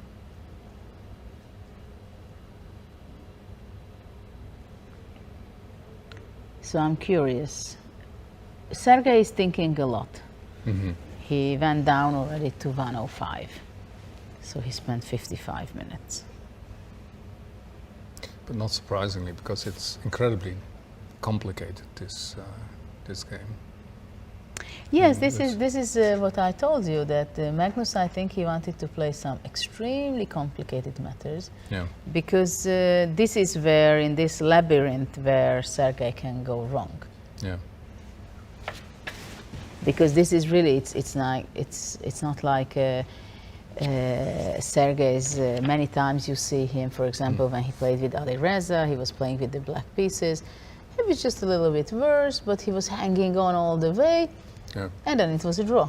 Yeah. So it is very difficult to win against Sergei in a solid position. Yeah. But this is just completely turning upside down the board, not from sense that it's so complicated tactically, but simply that it practically we talk about piece play here. Mm-hmm. So the question is whether which piece can be overtaking the other. But it is such a nuances and such a detailed things that it's not a concrete matter. It's like now I have this feeling that in the last few moves that the white bishop is on g5 and the black bishop is on g6. Now there's a huge change of strategical setup for those bishops. Mm-hmm. And also if you think about it, the bishop is better than the g5. The f5 knight is better than the e2 knight. So this is how we can understand that there is a compensation, because black pieces are all in all, we can say, well, the queens are more or less the same. The white bishop is a question, because I don't see that the black's white square bishop is so fantastic. I can imagine much better places like that, but only after b4, to place it on b5. Or later on, of course, if it reaches to e4 or h3 sometimes, it can be dangerous. But for the moment, between the two bishops, between the b6 and the dark square and the light square, it's nothing even to compare. The b6 bishop is like 3 times more powerful than the white square. You still have the feeling that even the white squared black bishop is better than the white one, because you think, what is it doing on h5? Yes, but if it would be coming to e4, then you wouldn't think that way. That's so at least, moves, yeah? Yeah, but at least right now in a position, I can place my white square bishop in a place where I would be happy with. And I cannot say the same thing about my black square bishop. Because my black square bishop, it has g5 and d2. Only b4. No, b4 I would be more happy that if it's placed there. Yeah. But I mean, white should really be careful with moves like e4, which can come even in this move. So it's a question whether black has alternatives in this position after rook c1 to play e4. It's 1, bishop c5 is 2, b4 is 3. I think knight d4 is early to play. There is no need for black to exchange the knights yet.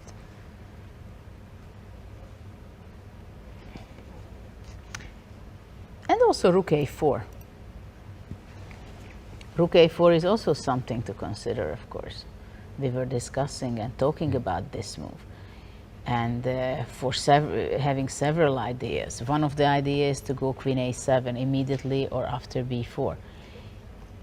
Also rook a4 stops the possibility of bishop g4 if white has in mind. Also, already white does not have an option. Actually, after rook a4, black is threatening maybe immediately with the concrete stuff to play g6, bishop f3, and then already let's say white goes a3. Okay, so black can go g6, white has no square on g4, only on f3, and then black goes e4, let's say. So immediately after bishop g2, I don't know if e3 is possible. But maybe already e3. And if white takes, then rook e8. But after bishop g2, for example, queen a6 seems to be a very interesting move and put incredible pressure on white on this diagonal. But that's the feeling you constantly have, that this black is increasing pressure and White is searching how to keep Well, things White together. has to be very, very careful. Yeah. Yeah. I'm really worried about his bishops. So that is why that I wanted to go bishop f3. Though, after bishop f3, rook a4 was again interesting to support e4 and e3. So that's also interesting. Okay, so let's see, after rook ac1, we'll see what Magnus will be doing. Let's go for Tari's game, because we haven't seen that for some time. We had this position after knight g6 and a4. No, black went c6, bishop d3, rook e8, bishop c2. And Tari, just with a very healthy development, he went bishop e6. Very reasonable, very nice position. Knight f1, queen c7. This is also the place for the queen. Knight g3. So actually both players are setting their pieces into the typical squares, let's say. Rook a d8 and bishop e3. So this is the move White just played, bishop e3. Tari is spending lots of time, because he was spending up to now, it's only move 17, and he spent 1 hour and 10 minutes.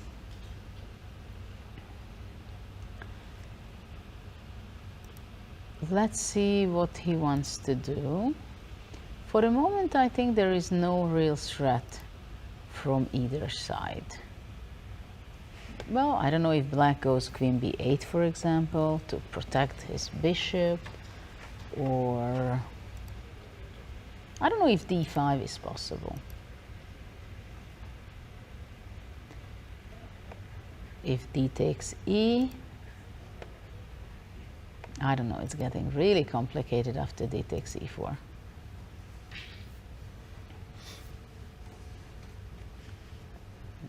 But maybe after d5, maybe White would be going knight e5, d takes e5, and after d takes e4, so now the knight is not hanging on f3, so I can be moving queen e2, black has to be capturing on e3, and I have the feeling that now black will be in trouble, because in the next move White can capture on e4.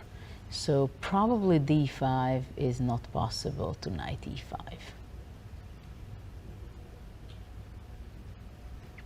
I think that's the case. So it is important for White, of course, that it's not possible. So queen b8 is possible, but it's not a must. But for the moment, d takes e5 is also not a threat. These positions you have to understand, it's also like things are happening, you always get new ideas, you have to find the best places for your pieces.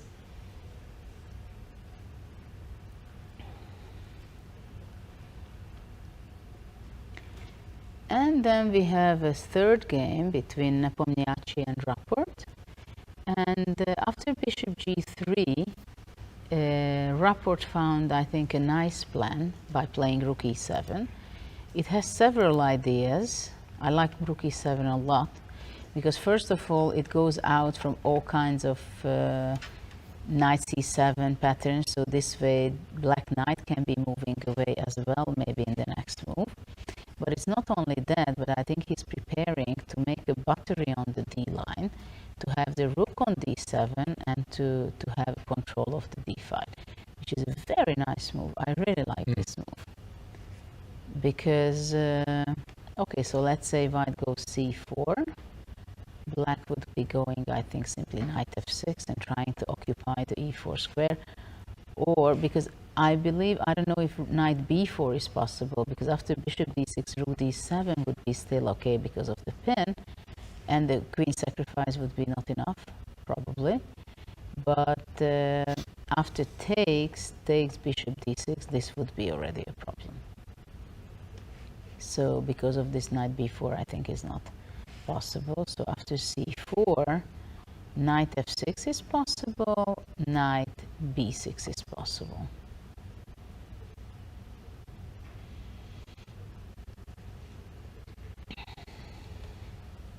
Though I don't know, because after knight b6, bishop d6, rook d7, c5, knight c8, I mean, of course, for this moment, it doesn't look so good, but black wants to push a6, and after that, he can already capture the bishop and win a pawn, possibly. So, okay, so after c4, this was knight b6.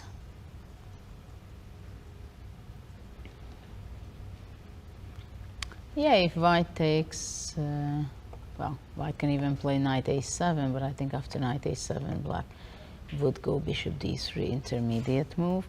Or there's another option to play queen d8, let's say, takes knight a7. But after this, I think black can just go back rook a8, knight b5, and capture the pawn with rook a2. But your feeling is that rapport is doing fine? I think he's doing completely fine for the moment, because I mean, even white also has to be careful, because if black has enough time to go rook d7 and possibly somehow have some important squares, let's say if the knight could be replaced to c4, then it's already black who is better, who's taking over. But it looks pretty balanced. Pawn formation, or? Yeah, because then the c3 pawn is blockaded, and also other pawns can be very useful, playing b5, a5, e5. But of course that's far away, so that's still 2 moves to go for black, which is not going to be allowed by white, I guess. But I believe more and more that this game will end in a draw. It's not going to be a decisive game. And do you have a favorite in the Armageddon? Whew. It's difficult, but I think it very much depends on the opening. I think if in the opening there is not spent too much time by Rapport, then and he has a balanced opening position, I think he should be on the safe side with his good form. But I mean, Nepo is playing very fast in the beginning, as he did against Ali Reza, and by the time we were following here live, we realized that it's a king's gambit and it was move 10. By the time they stopped flashing the moves out, he was winning.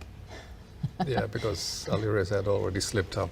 Yeah, but I think this matters a lot, how they can confuse each other. Like, you know, when Nepo was just playing instantly. You think that the mistake that Ali Reza made was simply by the time pressure? That, I think also, yeah. also, because it's very annoying, especially for black, I think. Yeah. If with the white pieces you start to flash out moves, having 3 minutes advantage to start with, of course, black doesn't want to spend time, because it's a really bad thing. So I wouldn't be surprised if Nepo. Oops, we had some fast moves. That went very fast. So actually, after c4, he went knight f6, not knight b6. Queen takes d8, takes.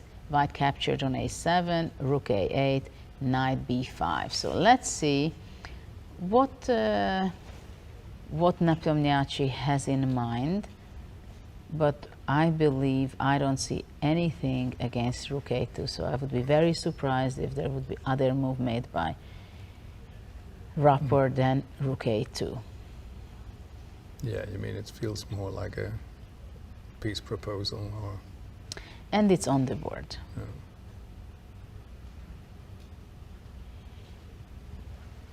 Now, if black would be on move, I think he would be going e5 to block this bishop, or knight e4. Rook a1. So let's see what he wants. He will be taking this, I believe. Takes, takes, and let's say he goes h6. h6. Let's say bishop d6. I just want to see what, if there's anything really for white. Let's say I want to block the pieces of black. So now black's knight has no square on e4, nor on e8, let's say. So how can white really get something out of it? Let's say bishop d3, and then black goes knight c8, rook c8. I can imagine very hardly that. Actually, anyway, knight e8 is possible. That's a funny move. Did you also play knight Though it's d5, not possible because of knight a3. Was knight d5 possible? Knight d5, yeah. That's what I thought first, and then Yeah. I thought, knight e8 is more clever, but it's not. Yeah, knight d5, I think, can be the move. And it's attacking this, and the knight b6 as an option. It's very hard for me to believe that white will be able to create something special. Or something. Yeah. Which would be good for the moment for Richard Rapport as the leader? Yeah, I think he's not against the draw at all. No. Actually, I would be even considering maybe e5, because after giving a check, knight e8 is possible, and after knight d6, f6 is possible. So here is absolutely not black who is That suffering. looks solid. Well, maybe rook b8. But it would be very nice for black to exclude this bishop from the play. So that is why I was trying out e5. Wow, we have some action between Alireza and Tari. Let's see what happened. And I was wrong, because he did play d5, and knight e5 was on the board. And after knight e5, not d takes e5, but bishop f4. I had the feeling that d5 is not yet possible, but let's see what Tari has in mind.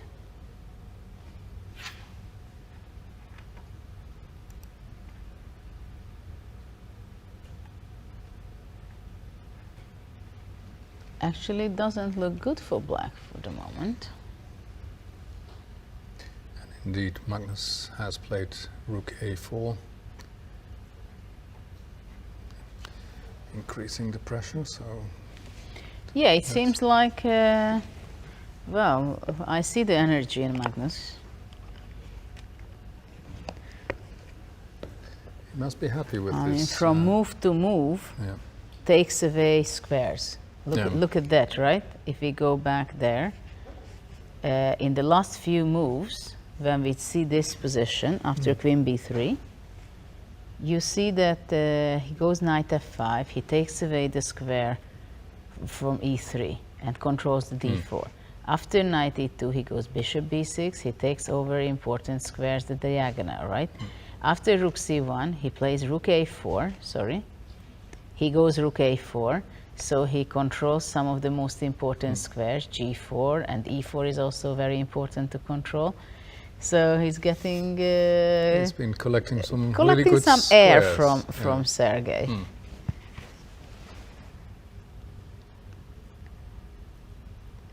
It feels pretty impressive. What is your feeling?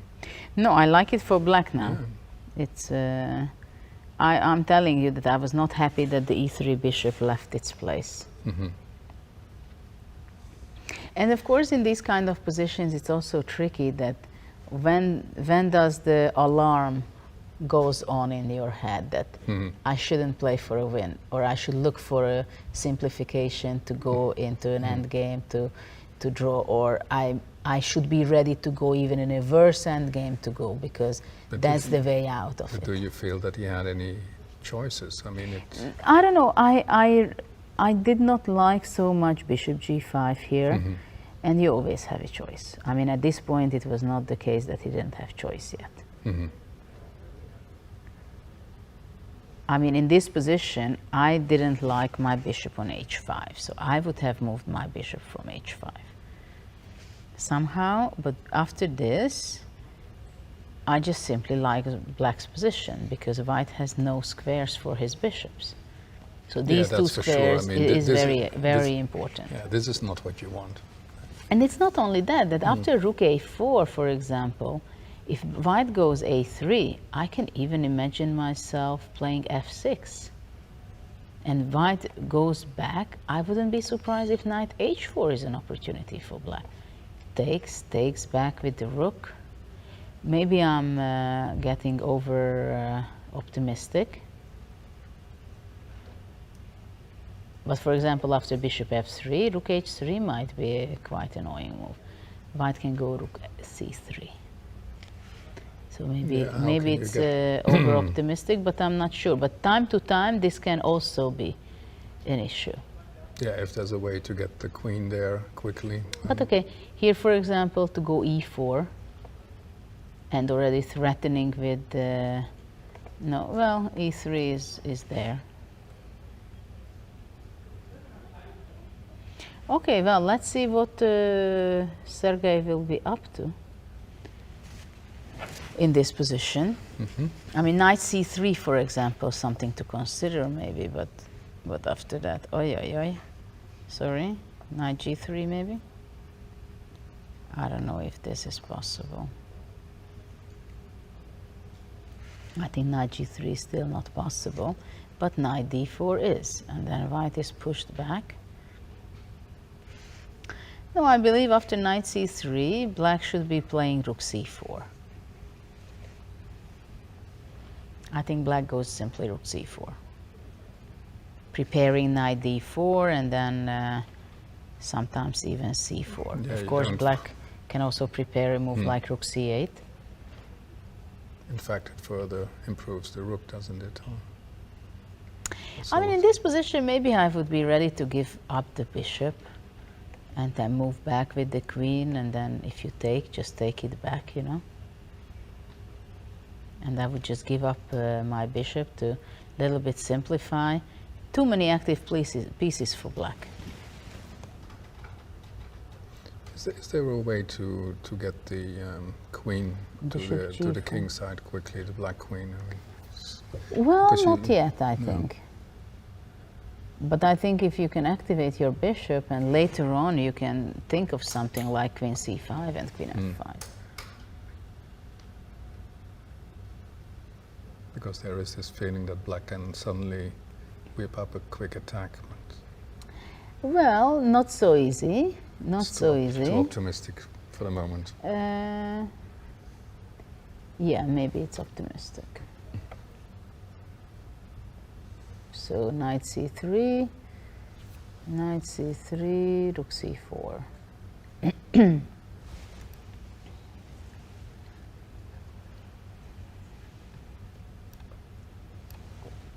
Maybe we can have a short break. What do you think? Sure. So we have a short break and we come back in a few minutes. Yes, there's enough to come back for. Yes.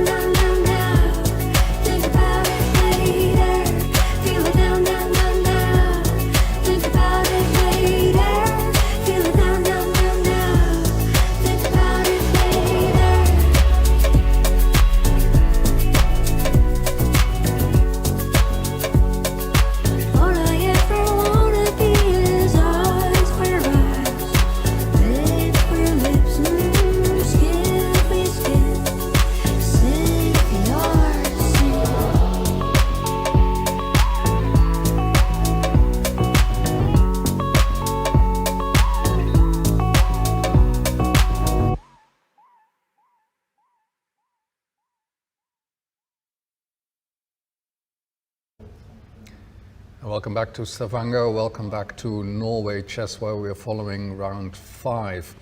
And we left you after Magnus Carlsen had made a very interesting rook move, infiltrating in White's position, Sergei Karjakin's position. And Sergei has replied with his own rook move, Judit, one that you had already been looking at, offering to give up an exchange, rook c6. So, surprised, or, well, you suggested it more or less yourself, but... Yeah, I'm not so surprised. Actually, that's why we were discussing bishop c5 before, in order to somehow stop this kind of counter chance, so to say. But, well, I think it's not a desperation kind of move, but it's a very natural move, knowing Sergei, of course, that he wants to give back material. I mean, in other game, when he played the Armageddon against Rapport, he sacrificed the queen, which was very obvious, very good decision, etc. But in this position, I think also he thought that he does not want to go into passivity completely. So he wants to get a counter attack, counter chance. And he simply feels that it would be a good exchange to give an exchange away and get eliminated the white square bishop from Black's camp. And now you see that the bishop on h5 and the queen on b3 having a pretty good view over the f7 pawn. Yeah. Though, of course, it's not so simple at all, because Black can, for example, play rook c4. And now it's not so easy. Of course, it's very important for White to keep that pawn. But the question is how. For example, if bishop f3, then White will have to face against e4. And the question is how White wants to get some counter chances. For example, keeping the bishop on g2. But then I think Black would be going d5. So this is not something that he can do. I wonder if maybe he wants to simplify the position by playing rook c1, because it's clear that queen b5 is not possible, to bishop f2 right now. So after rook c4, I'm thinking what Sergei has in mind, probably queen f3. Queen f3 can be a good idea to attack the f5 knight. And let's say after g6, bishop g4. So let's see. For example, after knight d4, White would be extremely happy, because he can replace his bishop to d7, and then he has great counterplay. And Magnus considered that, okay, what is given, I'm taking it. So really, let's see what he's up to after d takes c6. But now it's very important for Black to understand not to allow the bishop over to d7 to be protecting the c6 pawn and support also the passed pawn. So it is completely different structure now. And the other thing what can be extremely nice for White, that finally this e2 knight has a target place on d5, which obviously things are not so easy for several reasons for White, because once the knight would be moving away to c3, then knight g3 might be the problem for White. And also once the knight goes from e2, the knight d4 move also can be very powerful. So now Tempe's counts a lot, because, for example, next move queen d5 could be something pretty nice to occupy this d5 square. But for one thing is sure, White has to keep the c6 pawn to have counter chances. You don't want to exchange it against the b5 pawn. I mean, oh, definitely I would not like to exchange. What I would like to do with White, to have either my bishop over to d5 or my knight over to d5. But of course, those are the dreams of White. So rook c4, we were just seeing this move. So now it's a question what Sergei really had in mind. Queen f3 was something which I suggested now. But after queen f3, for example, what happens if Black goes g6, bishop g4, but now he's not making the mistake knight d4, which I would think is a mistake, but let's say to push e4, Queen f4 is not possible at all because of e3, and it's problematic. But he is pushed back, let's say, to g2. It's not a very nice place for the queen, or to go to b3 back. And now it's a big question how black will be continuing this. Of course, my question is always, what about e3? White would be taking on f5, check on f2, king goes to h2, and then let's say g takes f5. But there are some good counter chances even here, I think, for white, because look at the king, which is very much exposed. And now I like the bishop on g5, not like previously, I must say. So good that you kept it. So queen f3 is possible, going to h5, possibly having all kind of threats with the bishop and with the knight. So for the moment, there are quite a lot of opportunities for white. So queen f3, this is the move which I would definitely like to consider, though queen c8 might be very strong, defending the f5 knight, at the same time attacking the c6 pawn. Because here, unfortunately for white, bishop g4 is not an option because of knight h4. Some great tactics immediately, so this is something very important, as after queen c8, it seems like black is also threatening already by playing g6 and forcing the white bishop to g4.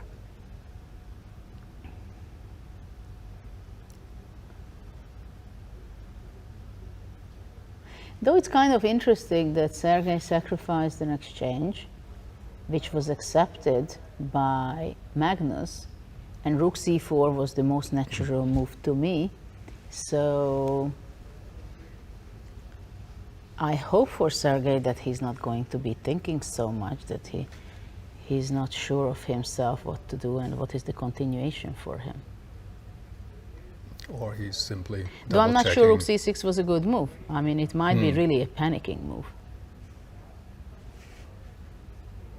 Because rook c4 is indeed very strong, blocking the power of the queen on this diagonal and threatening immediately to capture on c6. Mm-hmm.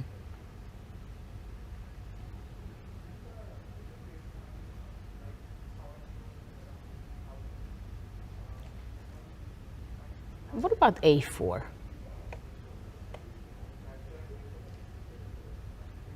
a4, rook c6.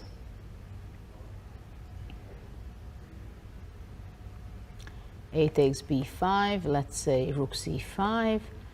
And I was thinking this tricky move to play bishop g6, but I'm not sure it makes too much sense.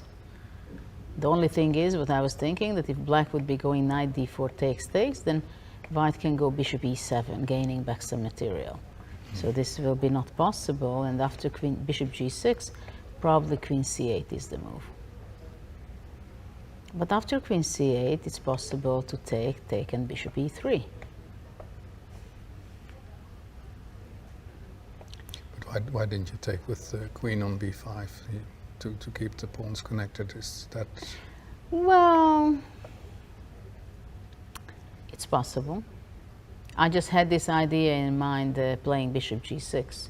That's all, and I wanted to do it with the tempo, because here black will be playing rook c5, and you mean queen d3 or something like that, right?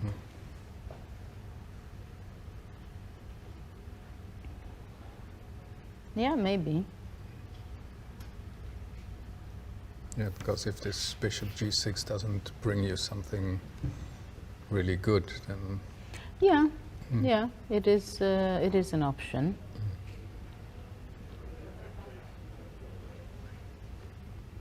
Because, yeah, I mean, if g6 now, white can go, well, bishop g4 is possible, but bishop f3 is also an alternative to control this diagonal. The knight on f5 is fine, but now the g5 bishop again is standing very well. Also some threat playing h5. Because I think after a4, if black would be taking on a4 with the rook, then, well, then my idea was anyway to play bishop g6. And with the same idea, if black moves away with his knight, then to go bishop e7. And somehow I think white is doing completely fine, to say the least. And if queen c8, then already queen b5 would be the case. Queen b5 or takes on f5 and only after that. Oops. Only after that to take, but it's a double attack by any means. You see? So, double attack. I like a4 actually. Unless black has something, some very powerful things. But maybe rook c5. With the idea takes.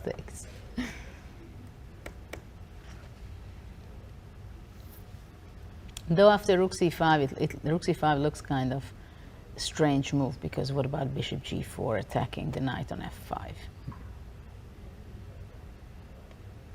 e4. But I think it's, I mean, white has some counter chances. For example, takes, queen c2, attacking the pawn on e4, right?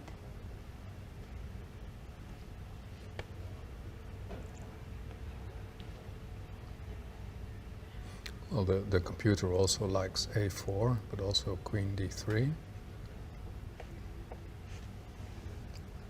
On queen d3, yeah, queen d3 looks also not a bad move, and g6, bishop f3, right?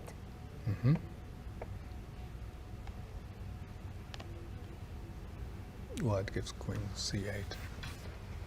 Instead of g6, of course. Yeah, queen c8, also bishop f3, I guess. Yes. And apparently there's still actually, I mean, yeah, I completely understand why it was a practical decision to play rook c6, that you don't want to go into passive position against Magnus and be tortured.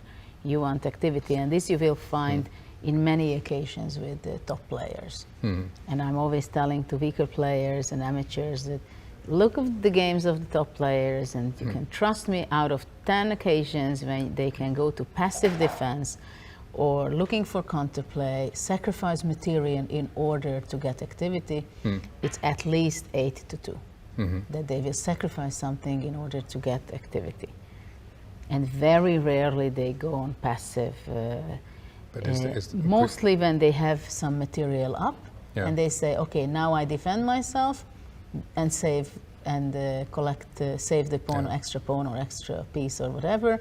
In that case, they go on passivity sometimes, but just on equal terms of material, you will barely find a situation when they end up in a very passive position. So that's simply because they understand the dynamics of the game better than weaker players.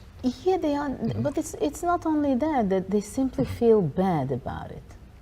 It's just simply, first of all, most of the time it's better also, but sometimes it's matter of taste, but it's just a bad feeling to be in a passive position and being defensive. You know?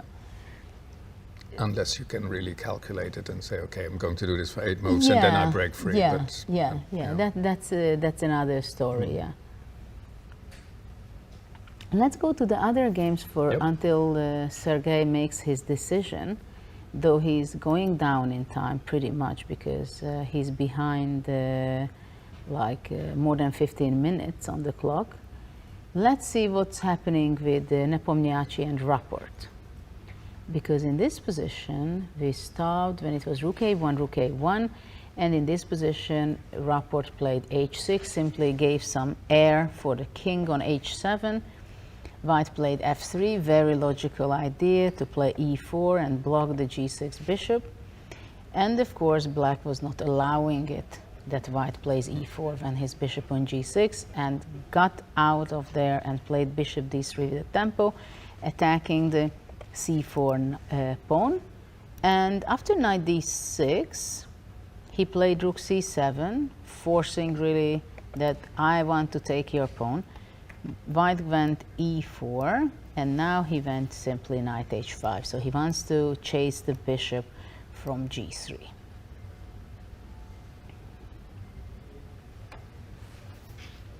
Though let's see what he's up to, because for example, what happens if white goes rook c1, protect the pawn? I believe that black will capture the bishop now or trying later, but probably he would be just playing b5, simplifying the position, and after knight b5 taking on c4. So actually I believe that this game will not last too long from here, because after knight h5, yeah, I mean now if let's say white is playing something like e5, black can simply take and bishop c4, so simplifying, and after rook c1 he goes b5. No, this is maybe he cannot do, but maybe even this he can do, because go rook c6 and then bishop d5. I don't think he should be worried too much on this. But you say I wouldn't be surprised if this game doesn't last much longer. So how can they end the game? Can they offer draws or? They can only offer draws after move 30.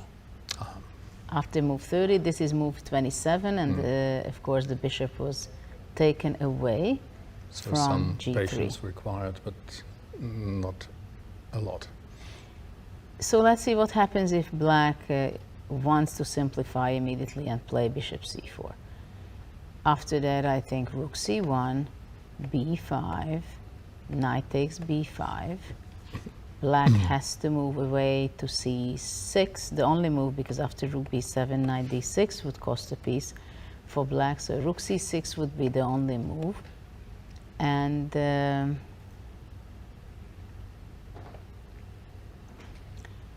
after knight a3, black is able to play bishop b5 or bishop d5 to go away. But I'm not sure black wants to do something like this. Maybe he wants to play. This d6 knight actually is a little bit unpleasant for black. This I have to admit.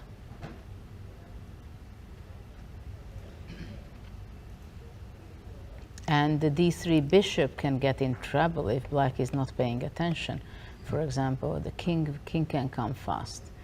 So I think it would be important for black to be able to somehow to exchange these pawns. For example, what happens if rook c6? Isn't that white's aim here? Okay, just avoid those exchanges, because then all life is gone out of the position. But if you can keep them, isn't it slightly better for white? Or? Yeah, white can, if let's say white can increase his pressure by playing bishop a5, bishop, he can put his bishop on b6 and push the pawn on c5, then it's already some great achievement, I think, because the b7 pawn can be vulnerable. But the question is whether white will have enough time for something like this. And this is why I'm looking continuously at what happens if bishop c4, or now I'm asking what happens if rook c6 immediately, but this is not possible because of check and knight f7, and whatever takes on c4, then rook h8 and knight e5 after that gains some material. So this is not an option for black. So let's go back again to see what happens on bishop c4, rook c1, b5, knight takes b5. What about playing knight f4 in this position, looking for counterplay?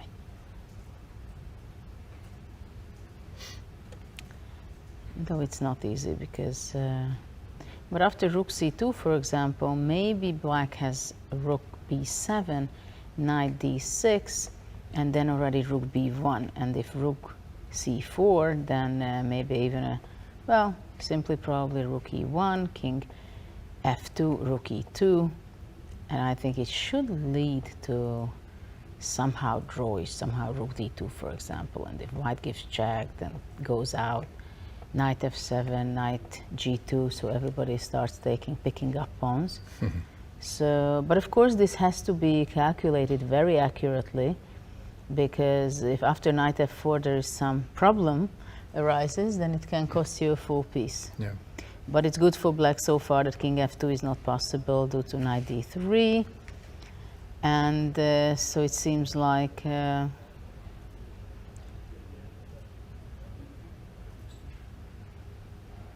Does have black have time to make a preparatory move and then to go for these exchanges? I mean, can he play f6 to... You mean here? If he goes f6, just then to remove all those pawn losses on f6, on f7. Well, after f6, I don't know what white will be doing, but also there is a possibility of king f2 and maybe to improve his king play. Also, we shouldn't forget about time to time g4 might be unpleasant. So in this position, black really has to be extremely careful. And actually in the game between Sergei and Magnus, we have a4 on the board.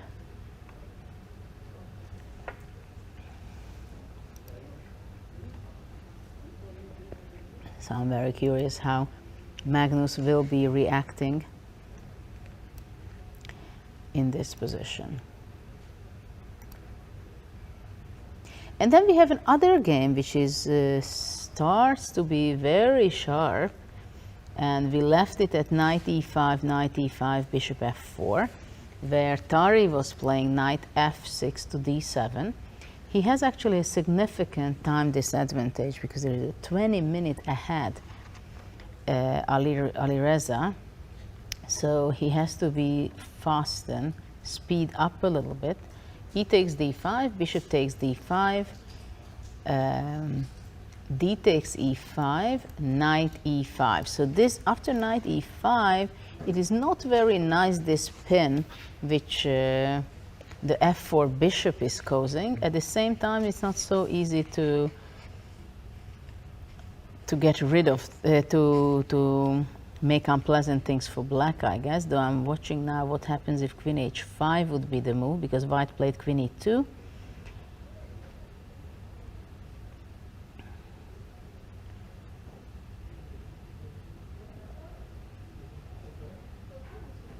Because instead of queen h5, white played queen e2, while in response, Tari played queen b6 with the idea, I guess, that after bishop e5, I don't know, maybe he just wanted to go f6?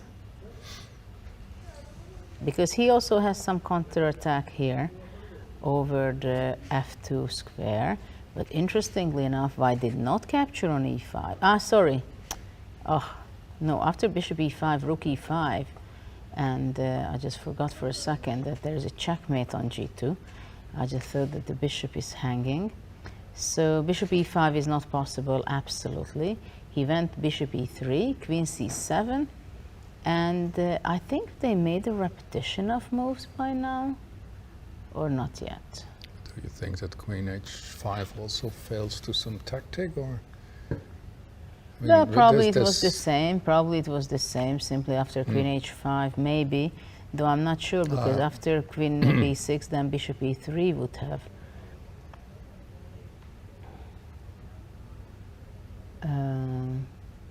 Well, c5, I don't want to go. No.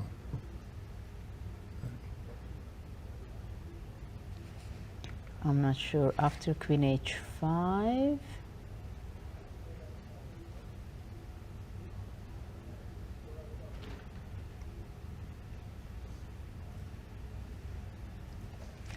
So what did he have in mind? Just looking for something. Maybe just bishop b8. But still, I don't like bishop b8. I mean, after bishop b8, white can go knight f5, for example. It begins to look dangerous then. Queen h5.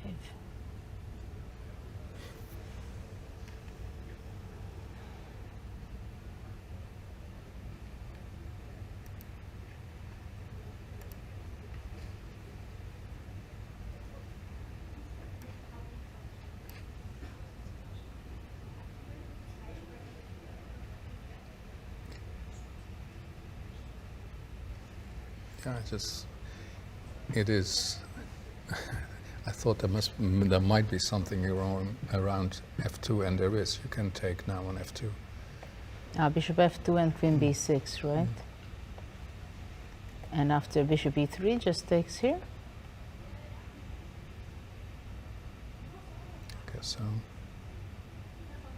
Yeah, if queen e2, then bishop c4. And the white queen has not good square. And otherwise it's difficult to make a move because also knight d3 and this is hanging. Okay, so that's why it was... Yeah, a lot of tricky things there. Yeah. Okay, so queen e2 and now queen b6, bishop e3, queen c7. And what is now? So if bishop takes a7, then I'm sure black wants to... Well, let's see what happens on knight f3, queen f3, bishop f3, gf3, and simply b6. And a7 bishop is trapped. Well, this is a very nice idea. Maybe it was missed by Ali Reza. It can happen that it will be repetition of moves this way by playing bishop f4 and bishop e3, and then they move on, and we're going to have our first Armageddon game of today. And then what would you say? Well played by Tari? Well, I don't see that he went wrong. I didn't like d5 so much, but if everything works out after d5, then it's not a bad move. It looked like he was and in control all the time, yes. right? Yeah. Not so easy against a attacking devil as... Of course, like Ali Reza. Yeah. Absolutely. I see a move played by Rapport if we move on to his game, and he played your move, f6.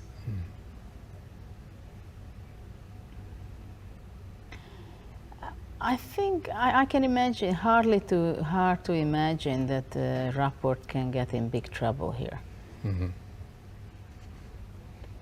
Somehow, if bishop a5, though I don't know where he wants to go, probably to c6 with his rook. For now.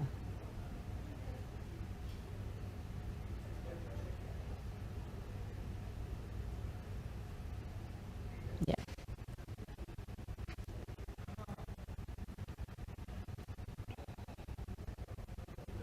But actually that move will come in any case after, if let's say white protects his pawn, also rook c6. So it will be not so easy for white to press black for long, because it is difficult how he will not lose his pawn on c4. At the same time, it's very interesting, the Magnus game, that I'm not sure a4 was taken seriously enough by Magnus. I'm not sure he saw it. It's not that he could do anything, really, but maybe he was not aware of this, that it can be very interesting and complicated. And suddenly we have a completely different position, different from every perspective, and also from psychological aspect. Like at this point, move 23, when he played rook a4, it was like, okay, I'm ready to take away squares, to take the initiative, you have a pawn up, go and defend yourself. And then after rook c6, the whole position changed absolutely, that black cannot say at all that his pieces are better, and especially that his position, his structure. What are these main differences suddenly, Judith? Well, the main difference, the first huge difference is the d5 square. And also that the bishop, the pawn on c6, which is a passed pawn, gives a lot of different problems to black. To engage with his queen, his bishop. Suddenly the bishop is not only an attacker in this direction, but also has to be a defender over the c7. The d5 square, if any of white's pieces will be occupied, that will be already a huge positive change for white, and a huge problem for black. Like if white goes knight d5, white has a huge advantage, I think. Also, the bishops suddenly have space and life, long life expectancy somehow. The queen on b3 suddenly has a full power on that diagonal. So there are a lot of dangers can be. The f5 knight is unprotected because the d7 bishop is gone. So all this is a lot of change in the position. On the other hand, you have an exchange up. So your material up, and if you can keep and control all those problems, then simply you're winning. So this is... But you're a pass pawn down. Yeah. What I find remarkable, I mean, for all the time, is the position of the black queen. Because you keep wondering, okay, when is it going to play a big role? And how? Well, it is not playing a big role now, and I don't know when it will receive a big role. For now, that's... I mean, it has been that's there not the on this priority. square very modestly all the time. I mean, yeah, it was not standing badly, and also in previous moves, if you think about it, queen was ready to go to a7 to control the a, and also especially to support the b6 bishop and to have the battery diagonally. So that was something very promising, looking very promising for black. Now the b8 queen is actually indirectly was protecting the b5. That was so most of the time before, you see, it was just slumbering to be a threat. I mean, it's just standing there and getting ready to go somewhere better place. Knight d4 played. Well, I believe there is not much to do here. I think white has to be taking on d4. The question is, what is black's idea? Is it, and it's on the board, bishop, knight d4, is it bishop d4?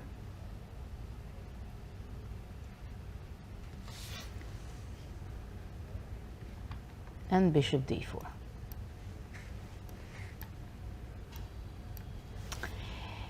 Yeah, so for example, if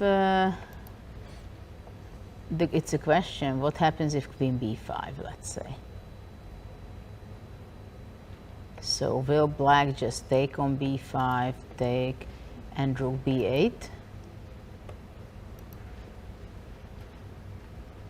With an idea that after bishop e2, black goes rook c2.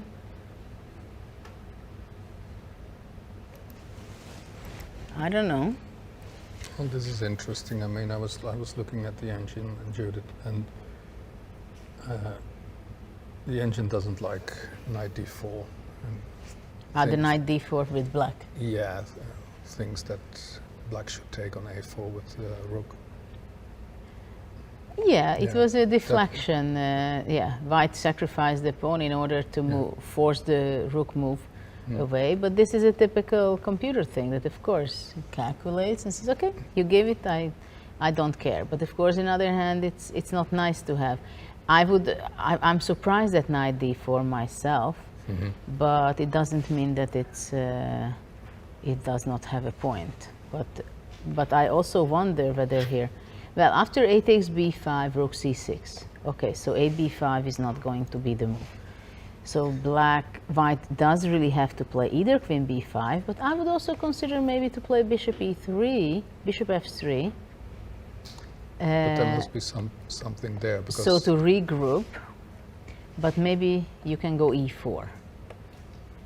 Just with the idea that after bishop e4 to take on f2 takes, and rook e4, let's say. Though, I mean, white has these incredible passed pawns, but maybe it's not enough because the white king will be weak.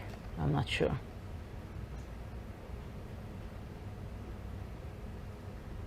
But it's a real battle, right? I mean, so much absolutely. happening. Yeah. Absolutely. So now the question is whether a queen b5, bishop f3. Well, I think these two.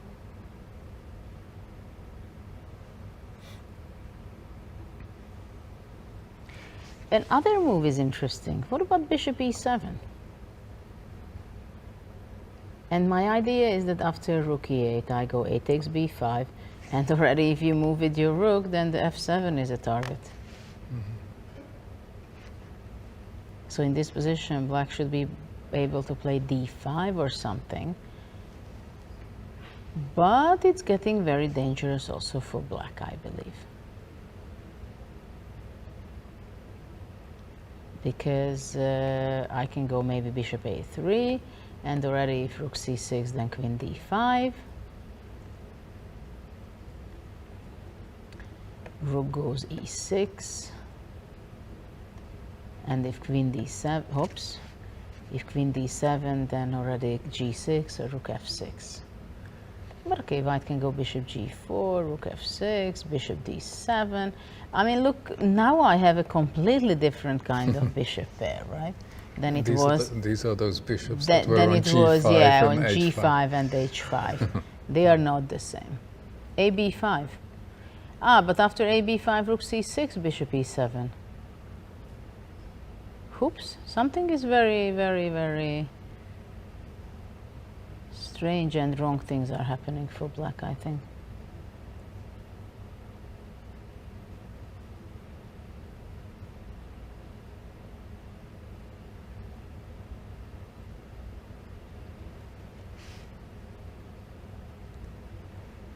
Bishop e7.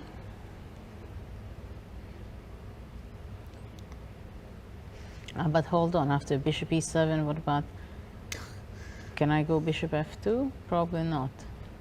Somehow I'm overdoing things, because after rook f2 I thought to give it check, and after king h2 to go queen b7, and suddenly queen h1 and queen e7 is possible.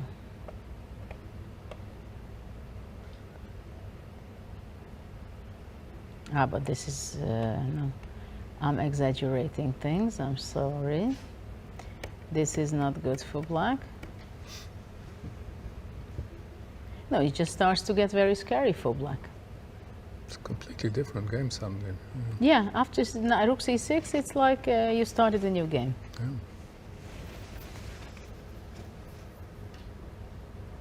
And I have the feeling that with between Alireza and Tari is going to be a draw, because there was a repetition of moves by playing bishop e3, queen c7, or it wasn't. No, there was. Bishop e3, bishop f4, queen b6.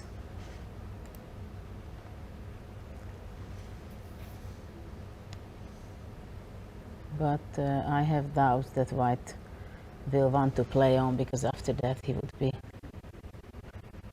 And let's see, what did he play? He just made a move. H1. And he goes on. I'm not sure it's the right decision, but maybe it is. So he goes out of all these knight f3 checks for now. But let's see what happens. Okay, so after queen f2, he simply wants to take, and rook e5, okay? Though I don't know what happens if rook takes e5, bishop e5, rook e8. White bishop has to move somewhere. Or rook f1.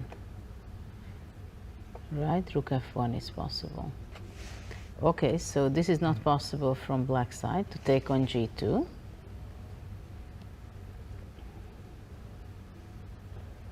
But what about playing bishop c4, for example? With the idea that after queen e4, I don't think I would be there to play on in this position, to be honest. Bishop d3, bishop d3.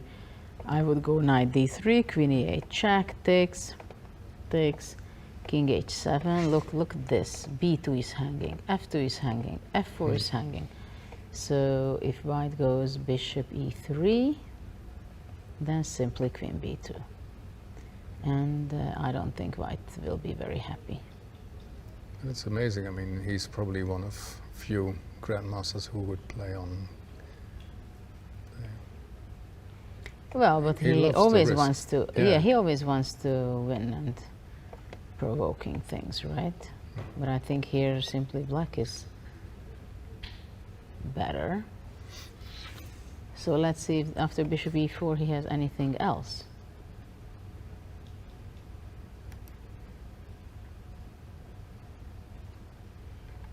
I don't think so.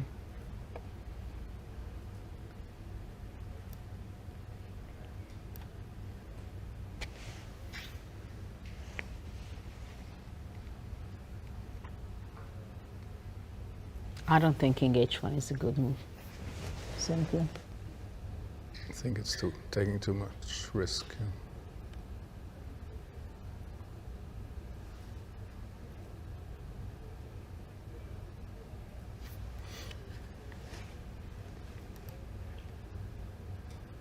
Well, I'm very curious.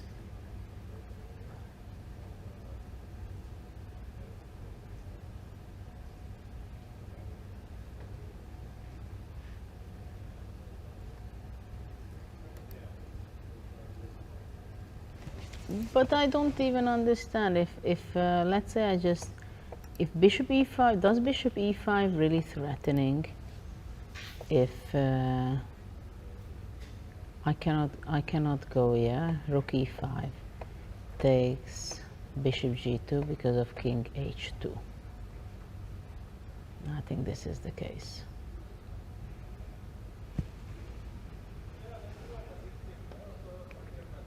Okay, black played knight g6.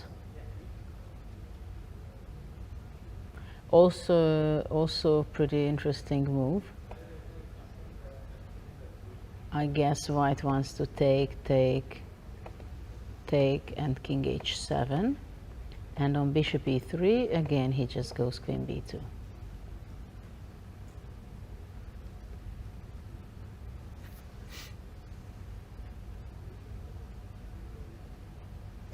Well, I'm very curious what Firuza has in mind, to be honest. I'm very, very curious. If bishop e3, this cannot be his plan. That's very clear.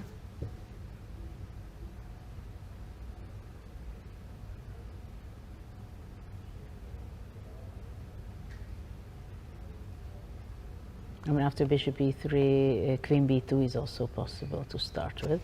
Anything is possible because it's pinned. So I don't see any other move than taking on e8. For me, it's a very strange decision by Firuza. Very strange. But is it so bad? Well, the pawn on f2 is hanging, and on b2 it's hanging as well.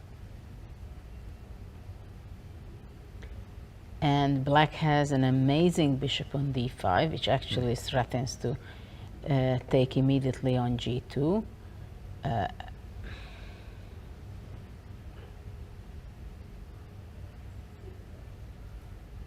Well, okay, white can go rook e2. Right now, everything is protected because the b2 is not possible to take because of bishop g6. f2 is protected, and this is the king is pinned. So actually this should be the move.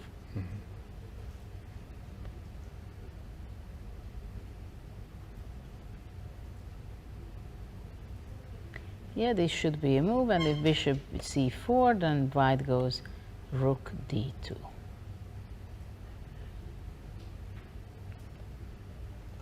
Okay, so rook e2 is the only move which is quite reasonable, and actually it's not dangerous for white after this.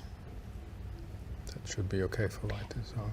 Yeah. Unless, but I think knight f8 is not possible because that is already problematic because of bishop d6, and after check king h2. So this is not possible. And actually this is what we have on the board. Apparently your first impulse was the right one, starting with bishop c4 for bishop black. c4, yeah? Yeah. Black is better? Yeah. And now apparently... Is black is better also Yeah. after bishop c4? Yep. No, because after rook e2 now, it can be tricky. No big complaints for white, are there? No, but it couldn't be. I mean, knight g6 is the most obvious move, so Ali Reza should have something in mind, prepared. So after rook e2, it's maybe going to be not easy for black. Because if, for example, white can simplify the position, exchange the two bishops, then already it's not risk for white. It will be only risky for black. Okay, let's go back to our main game with Magnus, because that seems to be a lot of excitement for today. After AB5, he went D5, which is completely understandable, having a strong center here, protecting the rook on C4. White has already 2 pawns for the exchange. But it is very big question how the bishops will be able to get their way, because everything depends on them. But for example, now I would consider bishop e7, rook e8, and go bishop a3. And for the moment, this is what we are discussing actually. But it was still okay for black, right? After rook c6, queen d5, and rook e6. No, this was okay for black. So white should look for something else. So instead of bishop e7, maybe bishop f3. What do you think on bishop f3?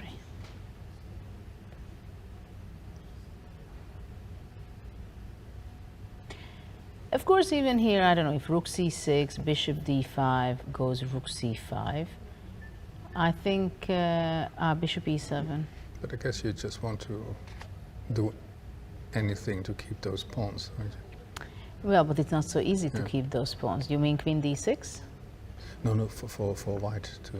Those pawns, but for black, actually, he might go queen d6, and now the d5 square is extremely secured. And now with the black queen, he wants to go to c5, and then really give extra push for his pieces. So rook c2 could come also. And look, the g5 bishop, if it cannot go to e7, then it can be not so active anymore. So now there is everything is about how active the bishops can find themselves. That's why.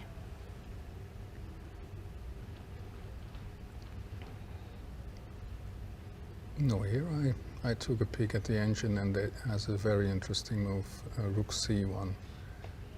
And that is apparently giving white a big advantage. Big advantage, yeah. And suddenly these bishops that we were wondering about so long. Yeah, because if white keeps the pawns, and you see with rook c1, actually, you're eliminating the only not the only, because there's the active piece, 2 active pieces of black, d4 rook bishop and the c4 rook.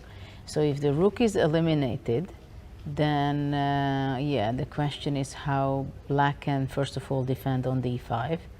How he will do that? Well, probably queen d6 anyway. Let's see what he played. Actually, this is what we have on the board. Did he play? He found it. He did play rook c1, rook c1, bishop c1, and let's see whether black plays e4, opening up the road for his queen, but it means that white can go bishop f4, bishop e5, let's say. It is getting very, very exciting. Yeah, so we're worrying about kayaking all the time, and he's playing a great game, right? Well, I was not very happy around that move where he sacrificed the rook. And actually, I'm not even sure, was it an obvious, was it anything else for black to be done? Because he did not have to exchange, take the exchange necessarily. You mean not taking it was maybe?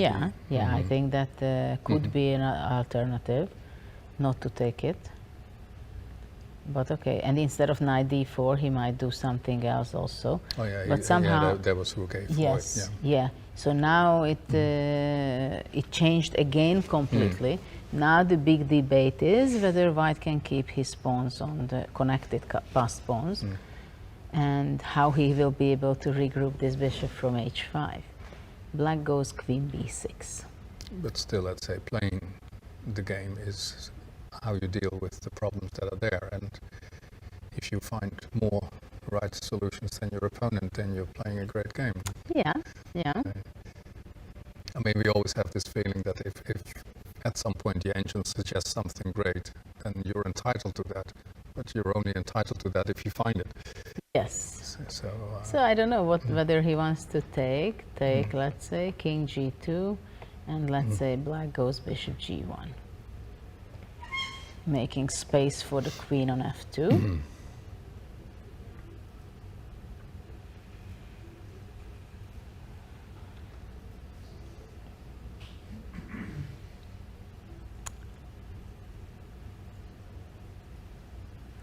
It's becoming very complicated, and well, I think f2 pawn has to be given up, because unless white has a move queen c2, but I think then queen b5. But you cannot play bishop a3 and take back with the pawn. You find it. I'm sorry? Well, I don't like bishop e3. I would not play bishop e3 because I don't know, rook a8. But also queen c5 is possible if I'm kind of worried. Do you think that the king would be too vulnerable? Rook b8 is a very strong threat. No, I would definitely not give up my bishop, my black square bishop. I mean, you can't defend with bishop e2 and king f2? Yeah, but still, somehow I... actually, even d4 I had a move. You know, maybe just d4. No, somehow the black square bishop I like, though to give up the f2 pawn I don't like, so I have to make my compromises, of course. Yeah, it is a pretty important point, is f2. And there's no other way to defend it, right? Well, yeah. Yeah. So, yeah, it's a big question how to handle it.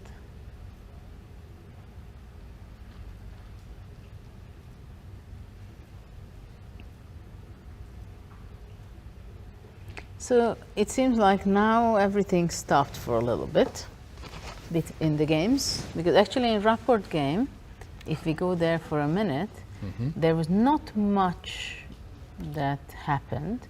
After f6, white played after all rook a4, and now I don't understand why black played knight f4 and not rook c6. I thought he's going to go rook c6. What was the problem of this?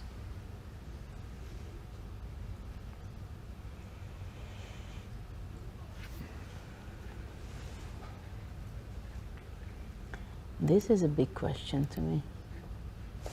He did not play rook c6. He went knight f4, bishop d2, and he goes e5.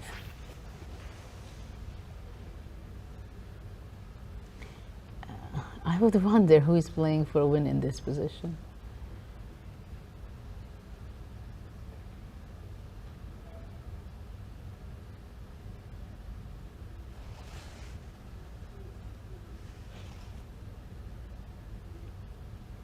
Actually, what Tari is doing is also quite good.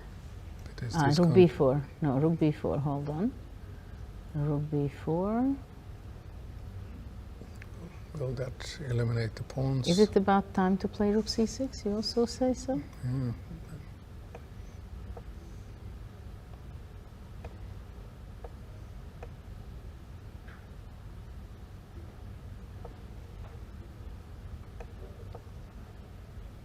Yeah, there's no time for a check, right? Well, there is no check. No, knight e2. But so what, right? Knight e2, king f2, and then what? And then rook c4. But okay, then already rook b3. I mean, even if you go to d4, there's nothing. It's a nice knight. Yeah, I mean, the doubled f-pawns, I mean, you wouldn't worry about those. You mean bishop takes f4? Yeah. Here, but you know, not here. After what? Well, at some point. Yeah, but you go rook b3, I go bishop c2.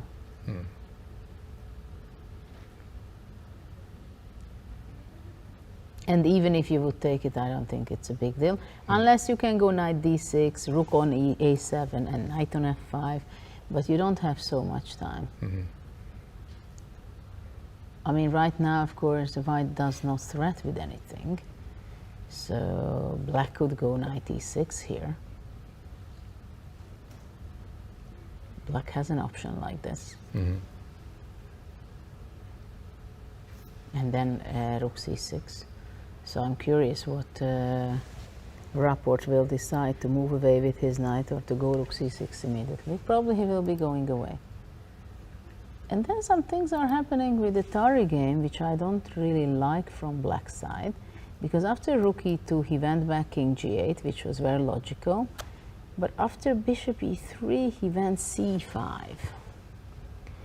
At first sight, I don't like the move, but if black will have enough time to go queen c6, and also to go with his bishop to b8, then it can work out possibly.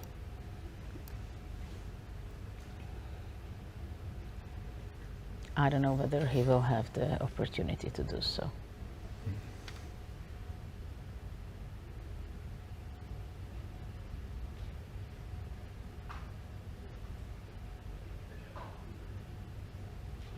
I'm not even sure. What about rook d1? Queen c6. And king goes out simply.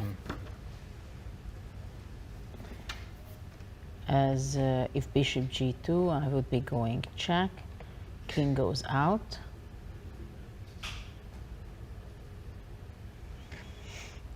And it feels like the gamble has paid off. I don't know, I am thinking of something like... Because rook e8 I want, and rook h8 mate, though you have rook queen c5, and this is the problem. So I cannot do everything what I wish. But okay, the question is what happens if I just move away? Bishop h3.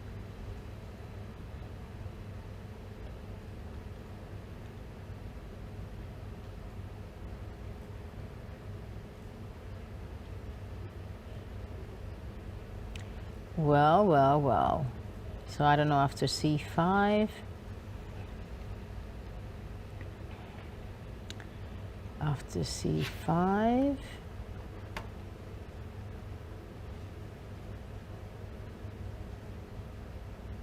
Maybe f3.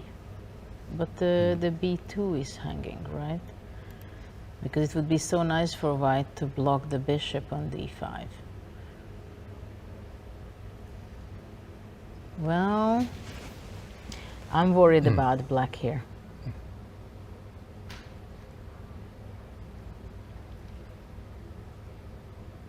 Yeah, it will be difficult for him to withstand this tension. Knight e6 is done by Rapport, so he doesn't even want to give this option for white. In the next move he goes rook c6 and simply exchanging the pawns b7 and c4. I'm not even sure that he can stop that. And the c7 rook is protected also, so there are no pins anymore like this, even, because he would be just moving away with his bishop.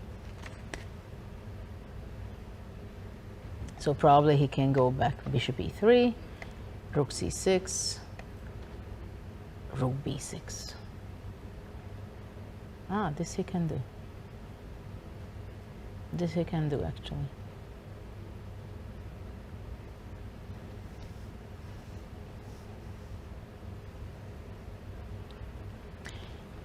Which is not a big deal. I mean, I think even this, king f8, c5, bishop a6, and then king just comes.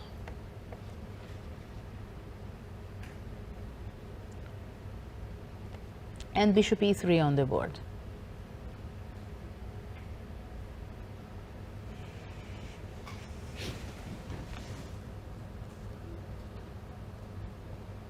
Yeah, now the big question is if H5. Yes? Sergei Karjakin also finds his bishop e3, because the Is bishop e3 is the best? engines like it a lot. Yeah? Well, I'm not an engine, that's why I don't like it. Yeah. Well, but if it, let's say, leads to winning position, then It's so much? Winning position. You're joking. I guess taking and then take back with the pawn, and it's No, but this is not human. I mean, bishop e3, you can only make a move if you exclude all the others and you don't like it. But by itself playing bishop e3, I don't think the people would do that. It's only because the others are much worse, whatever. Well, yeah, it is because you want to protect f2, I guess. I don't want to protect f2. But don't you think that's way too much risk? I don't know. I don't know. I would think that the rook is coming to a8, and I will have some counter chances. I go with the queen to c5. I mean, probably some tricky thing going on. Probably after queen c5, some queen c3 exchange is there. And it's on the board. He's played it, yeah. Machine.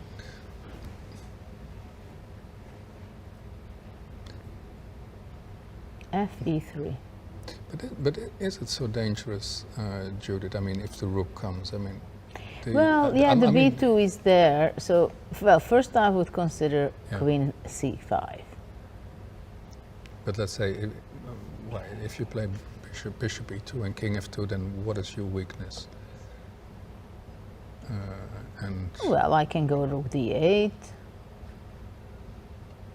and go rook d6, for example, or push d4.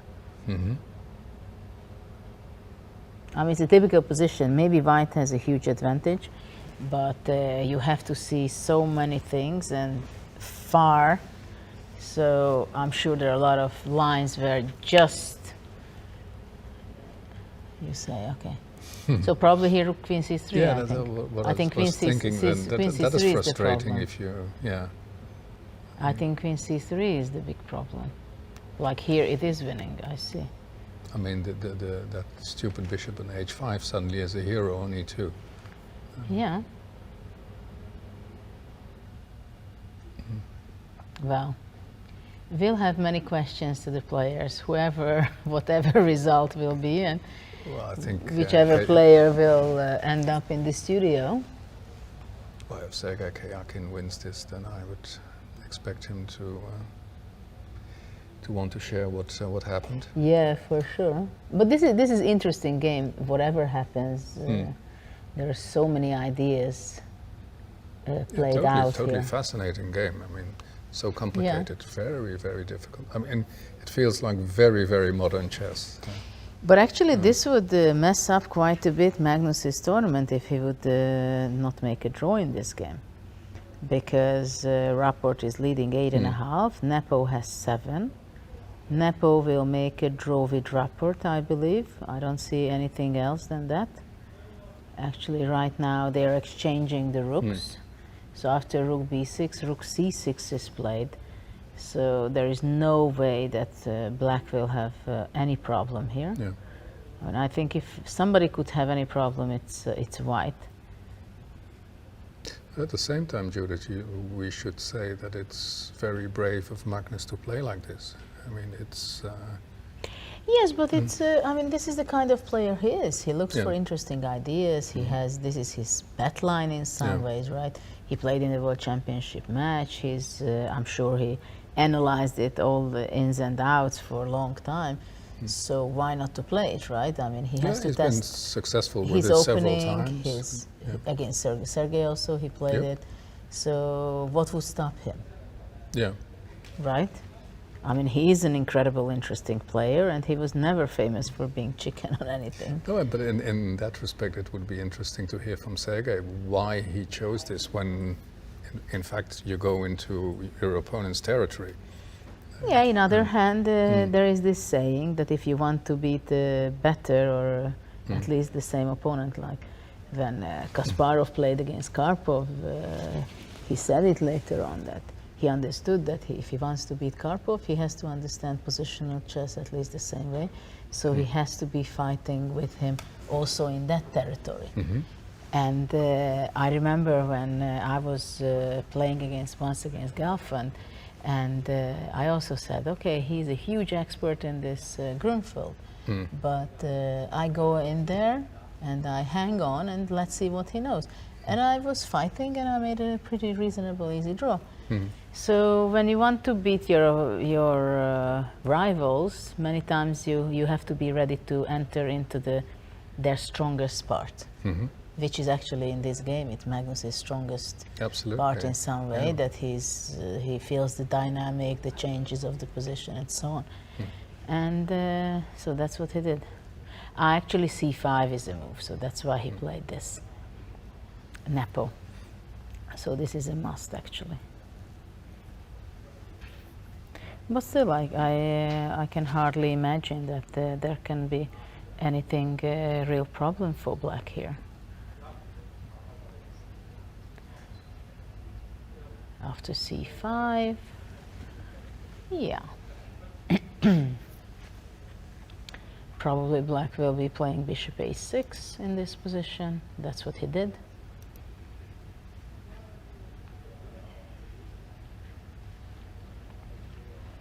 And later on he will be just playing king f8, king e7, king d7. So yeah, I'm not worried about Rockport. Maybe we should go to Firouzja against Tari, because there's other ways to get your rooks to the right. But white has a huge advantage, isn't it? Yeah, this I think, I mean, after c5, you can see that suddenly everything collapses. Yeah. The stability of the bishop on d5, the most powerful piece diagonal you had, a7 is just closed absolutely. White has all the active pieces. Yeah. So queen c6, rook e d2, look how shaky the bishop is.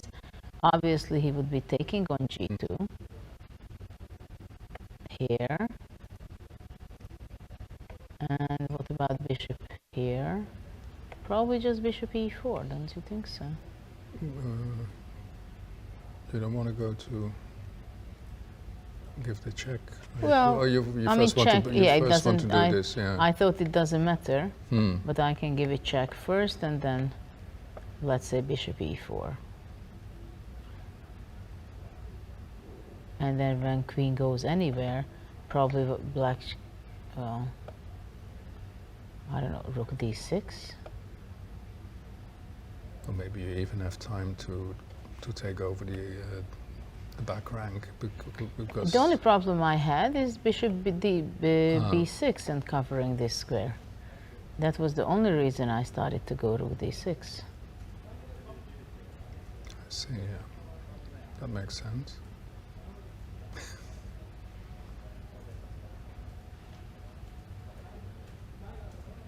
But it's hard to believe that there's no perfect solution for white. No, here. I think maybe rook e8 is better, and if black goes bishop b6, white just goes b4.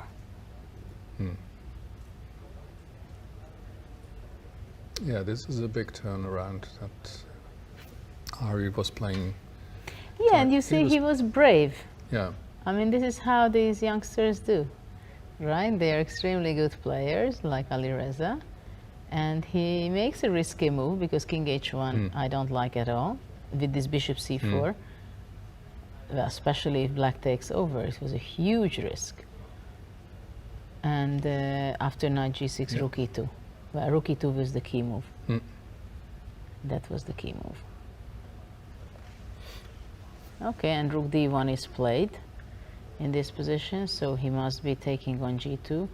Actually, after bishop g2, I played king g1, but probably king h2 is much better, because black can't even take on h3, so black should be playing bishop f3, probably, yeah, and then rook d6. And black is going to have huge problem. Well, the game will not last long, let's put it that way. f7 is falling off. Yeah. Well, this is what happens. Brave play by Alireza. Magnus has played a move. He's gone rook d8. He went rook d8, protecting the d5 pawn. Well, now bishop g4 seems to be a very tough move. Ah, but he played queen king g2. Sorry, I thought bishop g4. But okay, it's also understandable that he wants to keep his bishop on h5. So black has no d4 move because of the f7 attack. So king g2.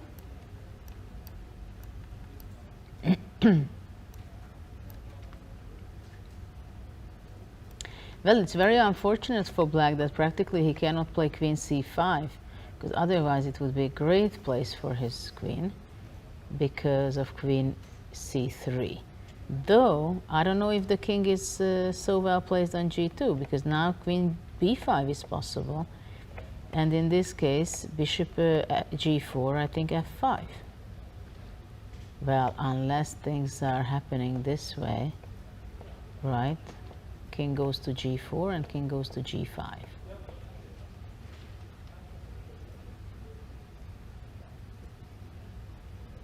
But this is, I think... But then, do you have rook c7? I think no, because takes, and after queen e3, king h5. Ah, you slip away to h3. Yeah, yeah, and then I go away. And queen f3, g4. Yeah. This is the move. I was just trying to make a Judit move, Judit, but of course they have to work. Yeah. But here beat d4. No, something is not right for right now, because you see this king on g2. Look at this king on g2, and suddenly queen b7. Black played g6.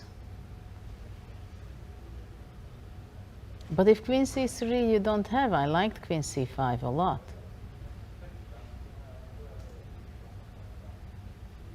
But now I don't understand that, why not queen c5? I don't understand. I mean, after queen c5, black would be threatening with rook b8.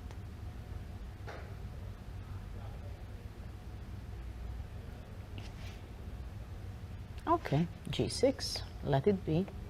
Bishop e2. Yeah, so probably the idea was that you play f5 if you go to g4, right? Or, Yeah.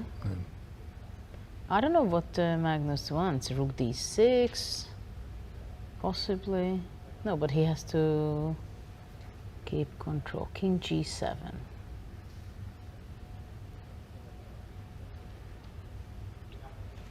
They are speeding up, as white has 14 minutes to 21.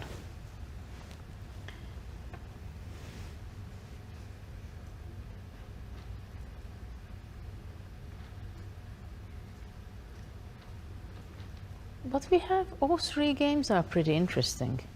yeah. Even Rapport's game, which goes on a very solid, very low on tactics, but positionally it's still very interesting. But he's still okay, you think? Well, they entered into the endgame, they exchanged the rooks on b6, so after c5 there was a move after c5, bishop a6, g3, took, king started to come. Ah, they agreed to a draw. They agreed to a draw, so in this position after f4. Yeah. So we'll... This is what we expected, right? you certainly. And well, probably in like 15-20 minutes, but we're going to get the exact time when we're going to be witnessing the first Armageddon game of today. Because, well, of course, That's maybe funny. it's the only. I just saw a funny detail in the Magnus game that I thought g6 you cannot go g4 because of f5, but that's exactly what you're provoking, and then you go to f3. Ah, so on g6, bishop g4 was a good move. Yeah, just asking for f5. Ah, okay. Yeah, of course, weakening your opponent's king is tricky. But e4. And then, so d4, black doesn't have. Yeah, but these things are very difficult to see and understand when you don't have engine around you who not only... No, I mean, for me, I won't see it, but once I see it, I understand it. Yeah, but it's also tricky because sometimes if you would see a move, but you don't understand that, you don't see the evaluation, you can also say that you don't know whether how good the position is. Yeah, but if you don't understand how good it is, then you don't see it. Right? Well, well, sometimes you have a choice and you go by intuition. Yeah. And for example, this could be intuition that after g6 that you want to weaken the opponent's king, but I think it's more than that. Okay, yeah, that's an additional aspect. Yeah. Yeah. But okay, bishop e2 is also makes a lot of sense because he gets ready to play queen c3, which actually happened in the game. He went, he did go queen c3, and we got the information that we are going to have the playoff between Nepo and Rapport at 8:50. Sorry. 8:50. Okay, 8:50. So 20 minutes from now. Yeah. So we can enjoy this game until then for sure. So d4, e takes d4, e takes d4. What do you think? Is Nepo the slight favorite, or shouldn't we underestimate? I wouldn't say so. No? I think maybe we can see more after 10 moves of the opening. But I'm seeing Rapport, he's so stable in this tournament. But is he quick? Fast? I think he's also pretty quick, but he has a very good mindset for this tournament. I mean, so far he didn't really have been in danger. And he was winning completely against Magnus in the playoff. Yeah. And he made a draw once against Sergei Karyakin in an Armageddon game, where he went wrong a little bit there, but not so much. Yeah. But let's see what is really happening between Sergei and Magnus, because Sergei has only 11 minutes left for the whole game, but in 4 moves, from move 41, he's going to be receiving 10 extra seconds per move. I'm not sure it will be enough because it's still not over. No matter what the engine says, if he's winning or not, though I would be surprised if he is in this position completely. I think it could, maybe even some things were turning around. I don't know. But after ED, I think in the last few moves, Magnus improved his situation. I don't know whether what is the truth. Though the king on g7 is tricky, because whenever black wants to go d3 or something, then white will have this check on c3 and capture the pawn. But for some reason, the white king feels pretty safe. Yeah, I think it's going to be somehow a perpetuate check. That will be the end of the story. But where are you going to give it then? I have no idea, but look at the king on g2. Once I get near to that king, then I'm going to be chasing it. But how do you get near? I mean, well, queen can move long.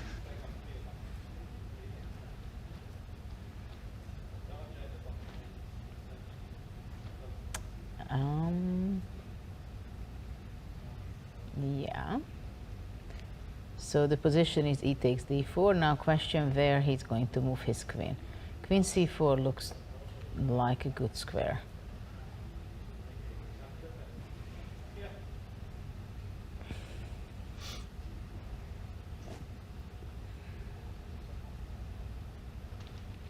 Though it's not the only square, also queen c2 is completely reasonable move, right? Queen c4. I don't know, let's say rook e8. Rook e8, bishop d3.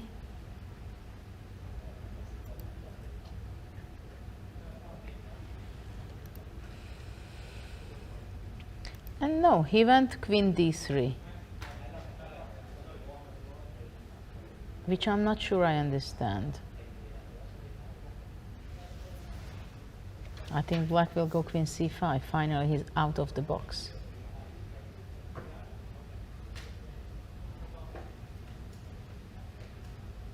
You see, this is where the queen is coming from. I'm Well, just of course, wondering how white anytime- can push these. Anytime an exchange of queens costs black a game, I guess. Yeah, this white bishop has improved dramatically, that's true. But I just don't see why. I mean, I think I wanted to have the queen free and have the bishop on d3 or something like that. So now after queen c5,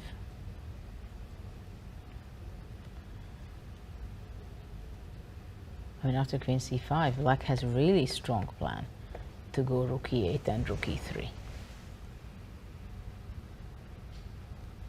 I don't know if white goes queen c4.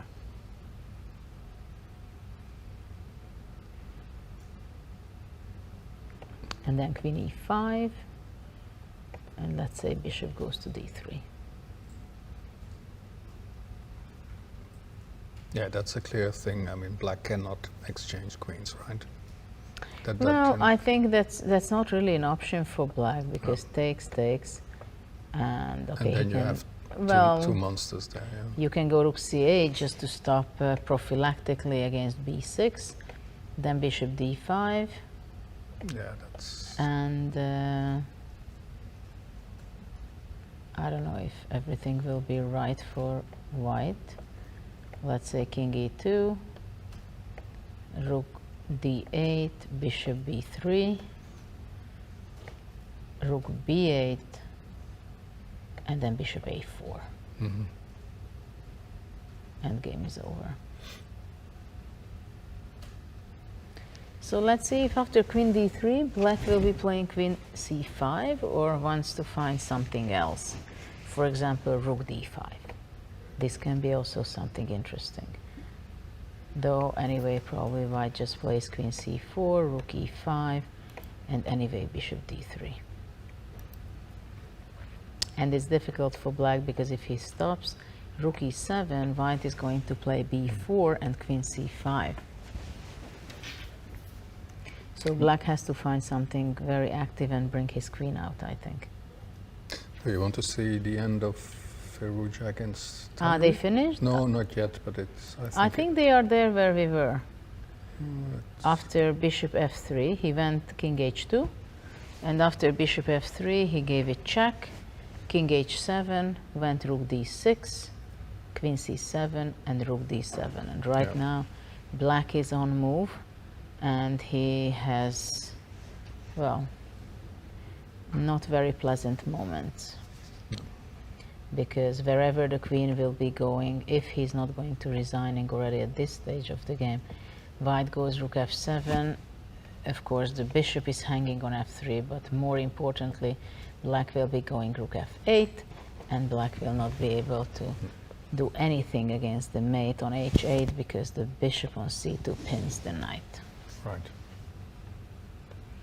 So we can go back to our game of one of the most important, most interesting game of today's classical games. Black Magnus played queen a5, obviously also looking for counter chances because that's the only thing he can look for. Otherwise, if he just sits and wait, then white would strengthen his position by playing b4. So the queen would have a space limitation. Also, white could go queen e4, so improve his position. That's why it was a must to look for something on the black squares with the king, with the queen. So he's looking over here towards the e1. At the same time, he's covering still the very important squares of c7 and b6. And white played queen c2. Seems to me it is a powerful move, still keeping control on the d3 square. At the same time, still c7 is not threatening in the next move because rook c8. So after queen c2 is just a strengthening move. Probably white wants to go bishop d3. Queen b4 played.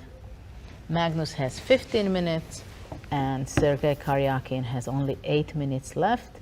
And from move 41, just in 3 moves time, he's going to get receiving, as well as Magnus will be receiving 10 seconds per move. So it is getting extremely exciting from the time management point of view. But of course, black is in big danger right now. So and both will have calculated a lot already here. I mean, they know where the vulnerable points are, what to avoid. Yeah, it's clear that white wants to go c7. I see something, for example, counter chance after bishop d3.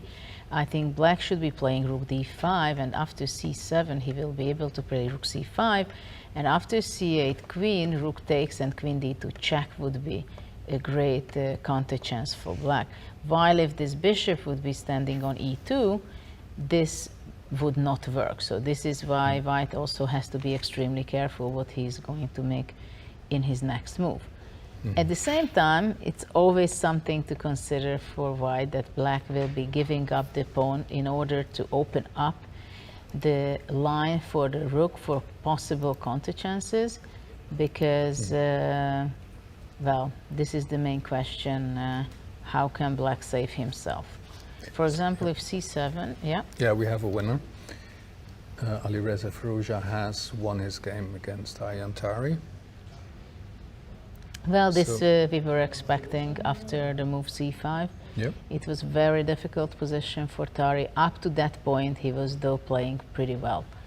In this position, actually going back to the Magnus game, I would consider maybe h5, but maybe for the reason that after, let's say, g takes, then I think there would be a win after c7 immediately, and to go queen f5. Though it's not easy still to win it for white, but black is in, he has to hang on.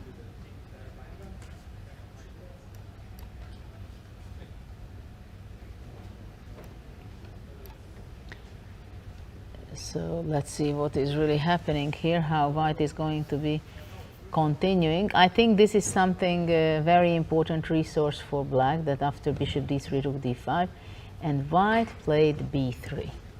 You see, this is the kind of move in such a position. You have to be a player like Sergei, that caliber of a player. And I think we're going to have a winner guest in our studio. And I don't know if we have to have a small break for technical reasons. So we just come back, stay tuned, just a few seconds and we're back.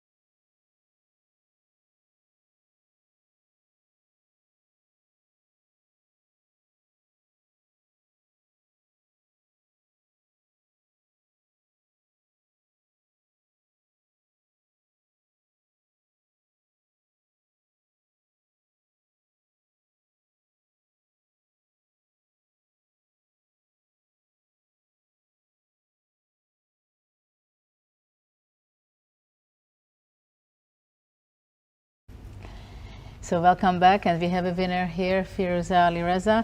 So congratulations. Thank you. It was a very interesting game. Can you tell us a few words? What are your first impressions right now that you won your first classical game? Sure. I mean, it was a very difficult tournament for me until now. I lost many Armageddons, but and also the game against Rapport. Also, he played extremely well. And so you wanted to avoid an Armageddon, so that's why you really wanted to force matters in classical. Yeah, I try my best to avoid Armageddon, yeah. but sometimes it could backfire also. Like against Rapport, I normally don't play Grunfeld, but You surprised him, that's what he said. yes, of course I surprised because I don't play Grunfeld, but he chose the very solid line, and I should have risked a little bit, but okay. Anyway, he played a very good game. Okay, so there are many good games and very interesting games in this event. What do you think about the move d5 here? Were you expecting it? Yeah, I think d5 is kind of logical because if he doesn't play d5, then normally this, if I get my knight on g3 and bishop on e3, it's advantage for white. So this is normally the typical way, and black has to be always in time for d5. So he pushed it anyway, but I'm not sure I played the best way to get the advantage, but this it was very interesting. So were you considering that here you have an advantage? I thought I had very big advantage close to winning, but I think I didn't play the And best did you way. go wrong anywhere, or you think all the way it was? No, it was not right, I think, at all. This here for a second, after I took, for 10 minutes I was thinking queen h5, but I wanted to play, but then I realized bishop f2, I have to resign here. After queen Yes, h5. we were also here in our analysis with Yeah, Dirk this Jan. was like, would have been very bad. So- Yes, so actually that was your original plan, it Right. means, right? So, and what was your evaluation after queen e2? Here I just didn't know what happens because the game was out of my hand after I missed queen h5. So he found this queen b6, which is pretty good move. I went And back. here you made a repetition of moves, Yes, and then I you think went. H1. So you were thinking that you're better here, or you just wanted No, to I give it a was not shot? expecting anything. Yeah, but I What said- you had in mind after bishop c4? Because Yeah, this was, I was worried. Yes, queen e4. Yeah, this is, I think, the best way probably. Queen e4. Bishop d3? Yeah, take, king h7, bishop e3. Yeah. And then take Queen on rook b2? f1. I thought this is actually kind of dangerous for black. Really? I thought it's dangerous for you. Yeah, but I'm not going to take on f2 though. Yeah, Probably because I just- takes and knight c5. No, I take with f1. Ah, sorry. It's Takes. strange, but I think the king is very weak. I couldn't find good move here for black. And f6. Yeah, Rook but e7? then rook e7. Yeah. I thought maybe queen a2, rook e7, king g8 equalized, but okay, at least I thought I have perpetual here. But maybe instead of, you know what, instead of bishop e3, bishop c5. 94, yes, I saw this 94. Can black play just b6, or that's exaggerating? That's a little Or passive. queen e2? Queen e2, yeah, this is what I was worried. And then I thought some rook b1, maybe I could. Here I stopped because I thought I have to go for this line anyway. But I don't think But I'm what do worse you mean? here. Rook b1, bishop e3? F e3? Ah, just fe3 and you Yes. ignore me. I don't think I'm Well. worse here. I don't know. Yeah, it could be tricky, of course. Yeah, here maybe also almost dangerous. Yeah. I don't. I would be worried, but I Yes. started competitive chess 7 years ago, so that. No, bishop d3 is the best try for black for Yeah, sure. bishop c4 was best. Bishop Because, c4, I mean. yeah, I mean practically after knight g6 No, this is so comfortable. is for over. black, Yeah, I mean here. Maybe he could computer could defend somehow, but okay, this is just so dangerous. I consider that after c5 it's over, Yeah, sure. right? But Yeah. it means that king g8 was not the best. Yeah, yeah. No, here already very dangerous for him. Maybe Okay. some move like queen d8, but okay, still very dangerous. I had to go king h2 because some tricks. Yeah, yeah, but black had to keep the diagonal, right? Right. Not this one, but this one. Yeah. So what was the turning point after all? Your summary? I think the bishop Knight c4 move g6. actually. Yeah, maybe. knight g6, Yeah. right? So that is here. Knight Yeah. g6 was the final Yeah, was the mistake for mistake, black. Yeah, I think so. Okay. So, well, congratulations. Thank you. Maybe we can ask you about evaluation in just a minute Sure. with the Magnus game. What do you think? Oh, at some point I thought Magnus is completely winning, but I think I was wrong. Which point was the completely winning No, I'm moment? not completely winning, but maybe much better. What do you think about this rook c6 move? It was, 1 second. in this position, rook c6. Yeah, okay, this is just crazy move. But I think it's very interesting try to play for win. But maybe he felt that if he doesn't play this, actually he's much worse. But Yes, yeah, this was the idea, and it was some very spectacular saving moves. Interesting, a4. But I still think white is in trouble here. But Yeah, so let's get a quick evaluation now here, because we're going to start in 2 minutes. The playoff of Nepomniachtchi and Rapport. Of course, you're welcome to stay with us and look at it, but we don't want to keep you up because we know that you have to prepare for tomorrow. Just the evaluation here. Do you think Sergei is winning, fighting?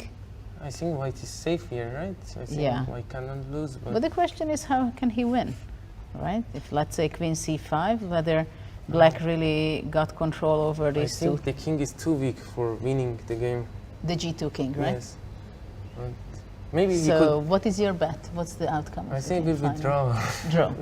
I think I know what you mean. Yeah. I know what you mean. Okay. Thank you very very much. much. Good luck for the rest of the Thank you. game. In a minute, we're back.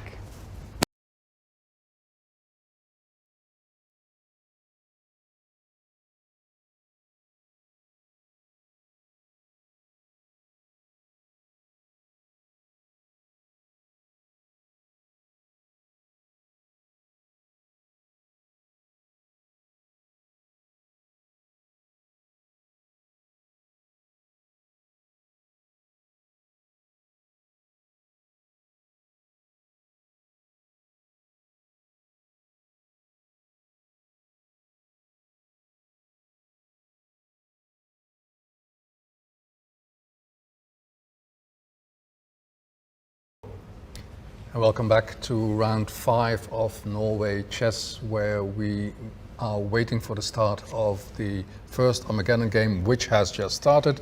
So we're not going to wait any longer, and we switch to the game. Judith, what opening was it? Well, actually, it was a repetition of a Scandinavian, which Rapport did against Sergei Karyakin the other day, some few days ago. And it's a rare thing that he repeats an opening, to tell you the truth. But let's see how it unfolds with this old line. And bishop f4, e6. As we were discussing in the very beginning, or at some time ago, what is the tactics in an Armageddon game, right? So this is what I was expecting, that they are going to be flashing out very fast, quite few moves. And it's the first moment when Nepo was thinking a little bit, playing g4.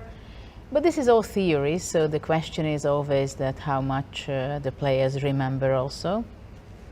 h4. Actually, this is one of the sharpest line in the Scandinavian. Also after h4, sometimes white is playing rook h3 to defend and control everything on the third rank. At the same time, of course, white played h4 to play h5. And the black bishop will sneak out through e4. That's the plan of the bishop. Bishop d2. That was a long, long time ago that I was playing these lines myself. And even I played Scandinavian once. Really? It was not a very good choice in a playoff game against Swidler, I think, in 2011.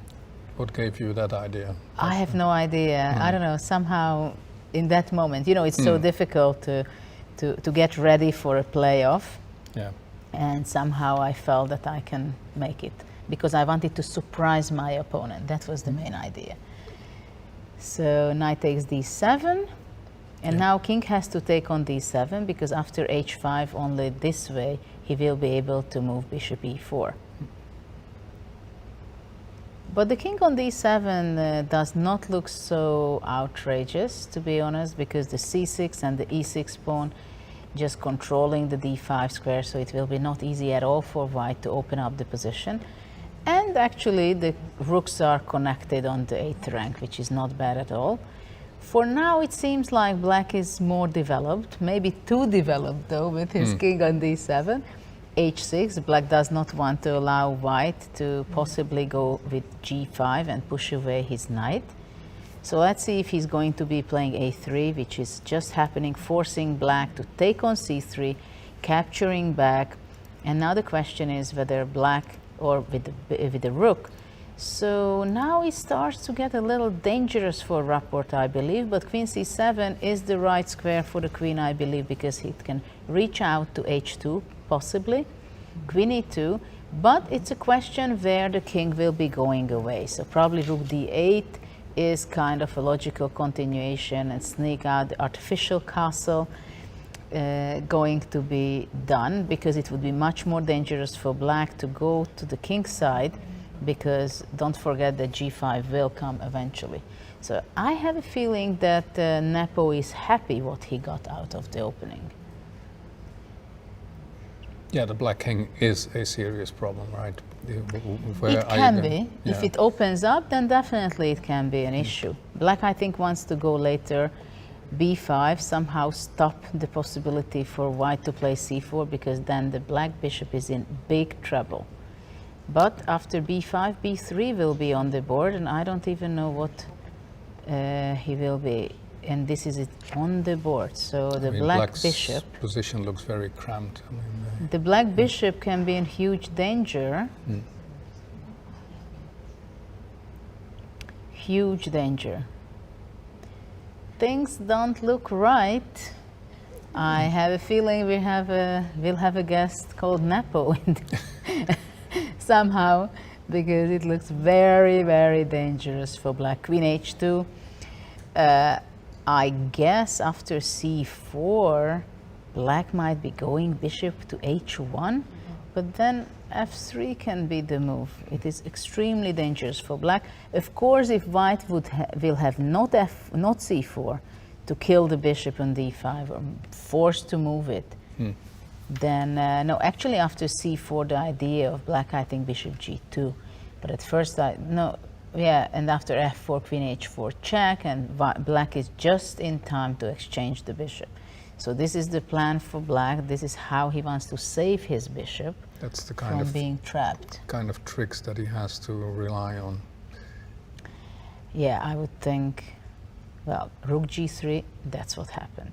And now it's 2-in-1, cutting out the queen from the diagonal and protecting the square on g2. White is not threatening to go f3, because then the rook would be under attack, and now knight g4 is possible. Rook h3, wow, what a queen sacrifice, look at that. Rook a2, knight f3, just doing similarly as Sergei did against him.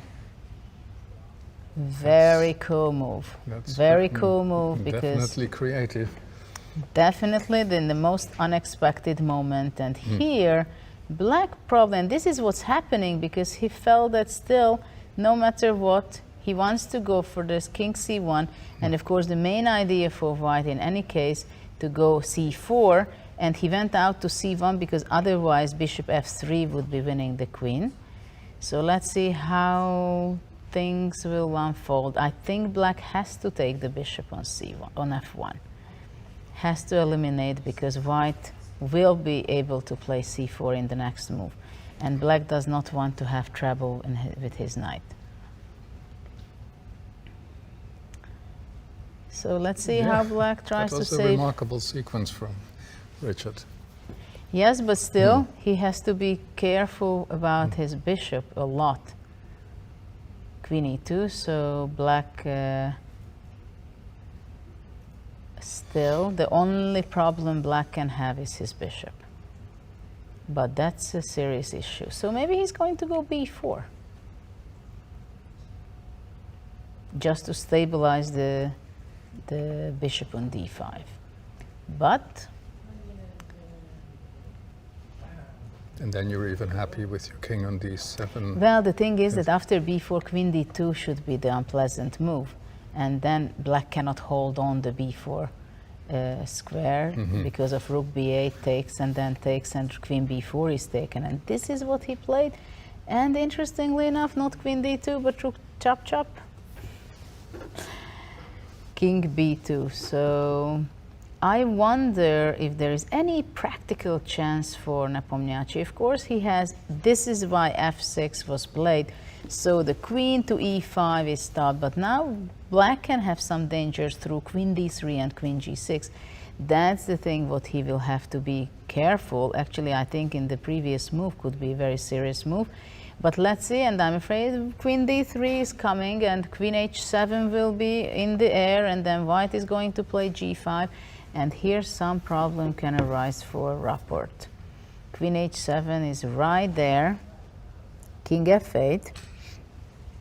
Though still it's not an easy situation. The rook on a5 is unprotected, but let's see if there is anything concrete. Of course, black could be much better if the rook would be on b5. That would be a much better scenario. But maybe there is nothing going to be here problem for black. I don't know.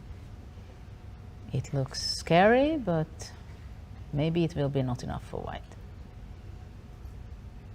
Look, everything is protected for black. Everything is protected. Still, it looks scary. Yeah. It does look scary, so what white is doing, exchanging the pawns. Later on, probably he will exchange those pawns as well and start coming with his king. But yeah, so but the I'm not question sure is this a will win. fortress or is this not? Yes, exactly. Actually, it could be some Zugzwang kind of thing. For example, now king c1. Yeah, this is the problem for black. And it's Zugzwang because he cannot move with his rook. He cannot move with his bishop. So he will have to move his king. Then he gets a check. Or king d2. But now rook b8 is possible. But then the white king is going to be moving ahead. Though black does not need his pawn on e6. So there is a good chance that he will give and play bishop e4.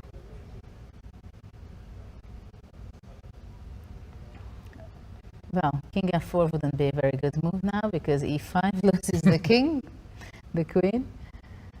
But of course, on this level, they don't blunder such a tricks.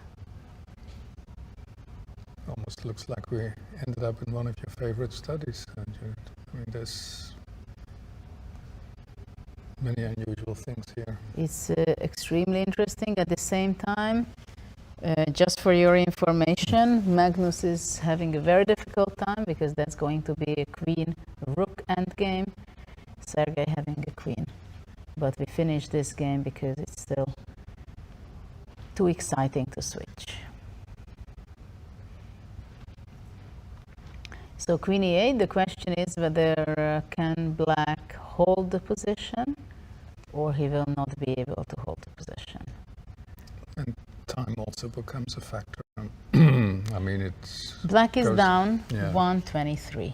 Still white has 4 minutes and 20 seconds.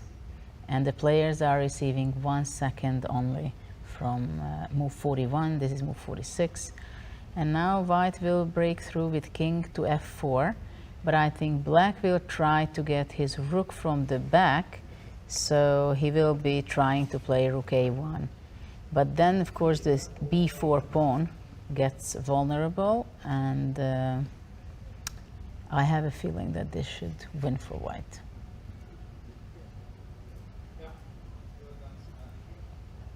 Though probably after king f4, black wants to go rook f7 check.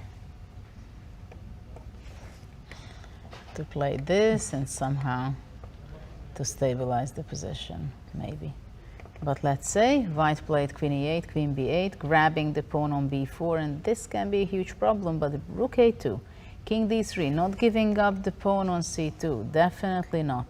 And this is a big problem for black because once the b4 pawn is grabbed, already after that c4 comes, the stable bishop on d5 cannot hold itself. So now that's why the h5 pawn is attacked. So Rapport is looking for counter chances and he's completely right doing so. So it's still not easy for white at all. This is not going to be easy for Nepomniachtchi to score the full point. Definitely not. The threat is bishop c2 right now. So let's see if he will be able to somehow to protect his pawn. Queen a3, rook h2, I guess. Or rook b1. Still the threat is bishop c2. Rapport is already under a minute. But fighting. Fighting, and he will not give his skin easily, for sure. But now, of course, black starts to come with his king, and then later on he will be pushed g5, g4 as quickly as possible. And by the way, taking the pawn on b3, I guess. Well, if he manages that. But he's under a minute, 43 seconds. And in the meantime, we have a game finished. I see that white won, Karyakin won. Wow, that's a big one. So let's see, what is the situation? g5 check, king e5, king will go to f6, I guess. King h5, black is fighting very hard. Unfortunately, d5 is there. And black just played rook f1, which was very good, because now d takes e6 is not possible to discover check, so white is escaping with his king all the way to g7, just get out of all discovered checks. And now black will have his rook on the d file later, so not to allow white to push his pawn on the d file. So rook d1 just played. The f5 bishop stands extremely good. Maybe the king will come back to f6 to attack it.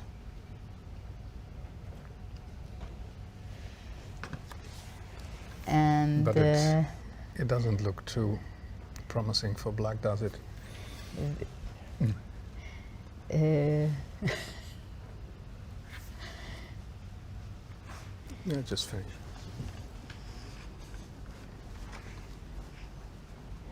So king g4 is just played. Bishop e4, queen e6, king f4, d6, bishop f5 is just there, queen e4, queen c4 check, but I guess no, queen e2. And black, they could not take the pawn because of queen h2, right? Collecting the rook. There are too many pawns today, it seems. And g4, b7, there's not enough rooks, not enough pieces to stop for rapport all the passed pawns. So we have a winner, Nepomniachtchi won. And but we have another winner for He's here. today, and we are going to welcome him just in a second. Yep.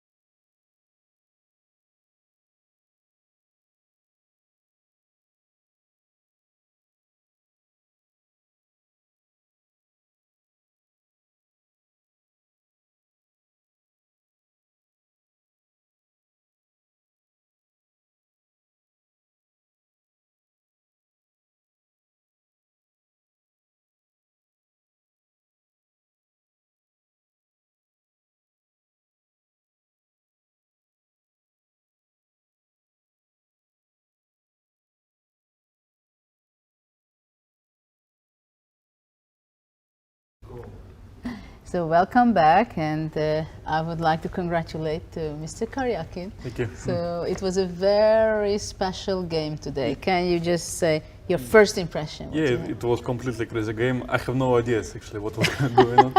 But maybe you can share with us and our audience a little bit your thoughts, your feelings. Yeah, just I want to say that Magnus is so good in this line. He won many games. Also against me, he played bishop f5 instead of queen b8. But also with queen b8, he beat one forest, I think. Okay, of course it's a theory, but I mean he has fantastic statistics. Yeah, here. this we were wondering here in the studio. At least I thought, okay, let's be principled. So yeah, that you just go for it where the most dangers are. Yes. And then it was probably all his preparation, this castle on b5, because otherwise And can it's you hard share to play. up to what point? What was the surprise to you? Well, I didn't remember castle. I think I remembered move f5. Castle I don't remember, but But it he was always gives very away very h5 interesting. pawn, right? Yes, yes. So you were not but surprised that but much. now he also was giving up also b pawn and h pawn, and actually I wasn't happy with bishop h5. What I did, I wasn't impressed. Let's say. So what was your evaluation after bishop h5? Well, actually, I understood that he has compensation. I mean, I found also bishop d8, knight e7, knight f5, and I thought that okay, it's probably enough compensation, but the position is. I was worried after bishop g5 because I felt that, but probably I'm wrong. I don't know, and I don't know what else you could do. What else were you considering? Actually. that I think if I take on h5, then I should play bishop g5, or I could take try to take on b5. On b5, That yeah, was that's another another option. story. Yeah. Yes, but here, I mean, otherwise knight f5 is coming, and he wants to take my bishop, and then to play bishop b6, and then you're another player, so you know what it is. I don't even remember what I wanted to play. I think bishop g4 or something. I don't know. But Bishop g4, maybe some. I don't No. Bishop Actually, bishop e2. g4 loses to bishop a5. no, maybe bishop That was the e2 problem. or something. Bishop e2, knight f5. Knight f5. Okay, I can take another pawn, but it will be very dangerous. Yes, but after bishop a5 and knight f5. Yeah, at least I thought I stopped his knight d4. That was my point. Okay, maybe I was actually, probably I was wrong. But I underestimated this move rook a4, which is very, very strong, I think. And he wants to play g6, bishop f3, e4, and then e3. Yes. And it's, I couldn't find a move. That's the So problem. it was after all a desperation to sacrifice your exchange. Because I was wondering whether, is it the desperation that, okay, this is the best I can do? Well, actually, I thought it might be the best I can do. Maybe computer says, okay, it's just wrong, but basically I thought it's interesting, and it completely changes the position. So I love the a4. Yeah. So before that he was trying to attack, and now he's, I don't know, To defend, yeah. but has somehow. some material up. So what was your plan after rook a4? Rook a4 actually I expected, and here I was considering both bishop g6, but bishop g6 I didn't like somehow. Knight d4, knight takes d4, bishop d4, bishop e7, rook c4. Rook c4. I thought black might be better here, because bishop d3 just rook takes c6. Yes. And so what was your plan after all? I think I was going to play actually rook c1. And the idea is if he plays queen a7, then I go c7, bishop c7, queen c2. Somehow I thought Double it's attack. important. Yes, but also I had an option to play instead of, after rook takes a4, I could also play knight c3. I wasn't sure about it. Dreaming about reaching d5. Yes, and some rook c4 maybe. Knight d4, queen d5, I don't know. Yeah. Rook c4, queen b5, rook c5, queen d3, knight d4, and I wasn't sure about it. If I have something. Did you consider that rook a4 is the best move, or what was your evaluation at this point? I was considering rook a4 the best, and I thought that after, for example, rook c1, it's completely crazy position. But I thought that maybe I'm not worse. So you were already having hopes that. Yeah, I had hopes. Things. Yes, but okay, I understood that I'm not better. But okay, rook c6. I think the computer said, we checked it with Dirk Jan, that rook a4 was the best. Knight d4 was not very good, because now suddenly. Okay, he could take, of course, rook c6, but after bishop e7, it's probably. You're I just guess better. it's drawish. Well, Or maybe I'm slightly better. Yeah. Because I have pawn up. Yeah. After d5, rook c1 was a very good move. I think so. I think so. You were not even calculating anything else? I was calculating, but I didn't. I wasn't able to find a move, because otherwise he wants to take on c6. Yes. And I didn't see what else. Rook c1 is strong. And at this point, were you already feeling that you're better? I was starting to get feeling that I'm better after bishop e3. Because here I also spent some time on some moves like queen Yeah, d5. I was surprised. We were something. discussing this also here in the studio, and I said bishop e3 is not a human move. No, actually, I think that bishop e3 is clearly Is a the human right move. way to play. Yes, and it was the correct move. I just said that, well, it looks shaky with the king. Yes, but also I have bishop, which is kind of So which was defending. Yes. the point where you... Actually, I wasn't sure about bishop e2. Maybe bishop g4 was. Yeah, this is what Yes. was also I understood said that I that had. tried to make weaknesses for black. Yes.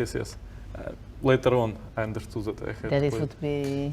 Yes. And in this stage, you think you're just much better? Yeah, I thought I'm better, but it wasn't clear. Queen d3, I think, was very important because Really? if I queen thought c4, queen c4. queen c4, but d3. D3 you didn't like. Bishop d3. Okay. And queen- but you give check first, Yeah, okay, f6. and queen e3 or what? Yes, and queen e3, and okay, c7 is a draw. So you and- wanted to make sure that there is no way that black can give back the pawn and open up the... Yes. rook. Well, maybe he had some option. Yeah, and I think later on he made a big mistake actually.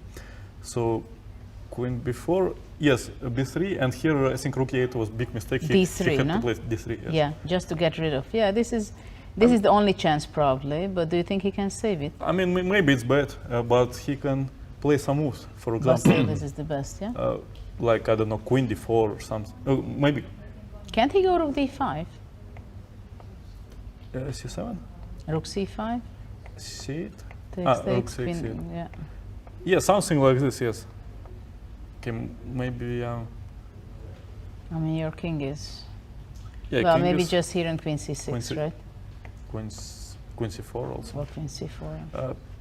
Yeah. Yes, but I'm sure that d3 was the best. The question is if there was safe for him. And now after bishop c4, I guess I'm just winning with queen f2. And okay, I was trying to not to spoil it.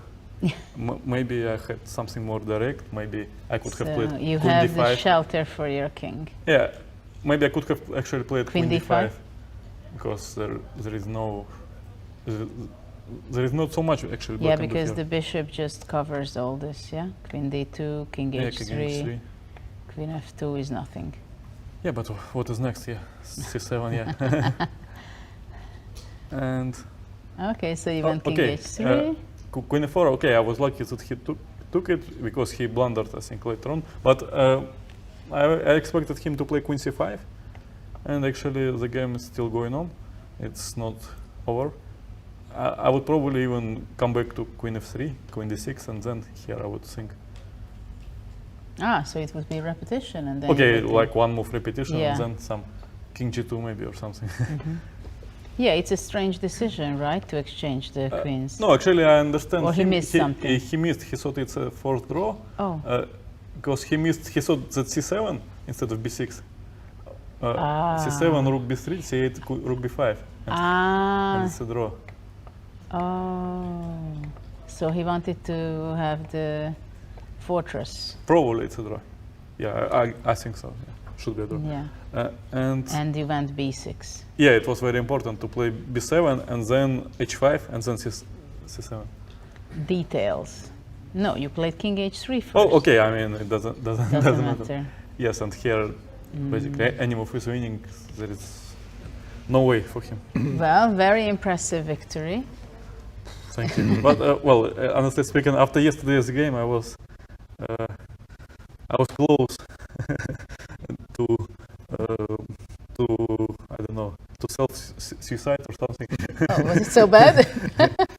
Well, my only hope was that it was a rest day for everybody and nobody was watching.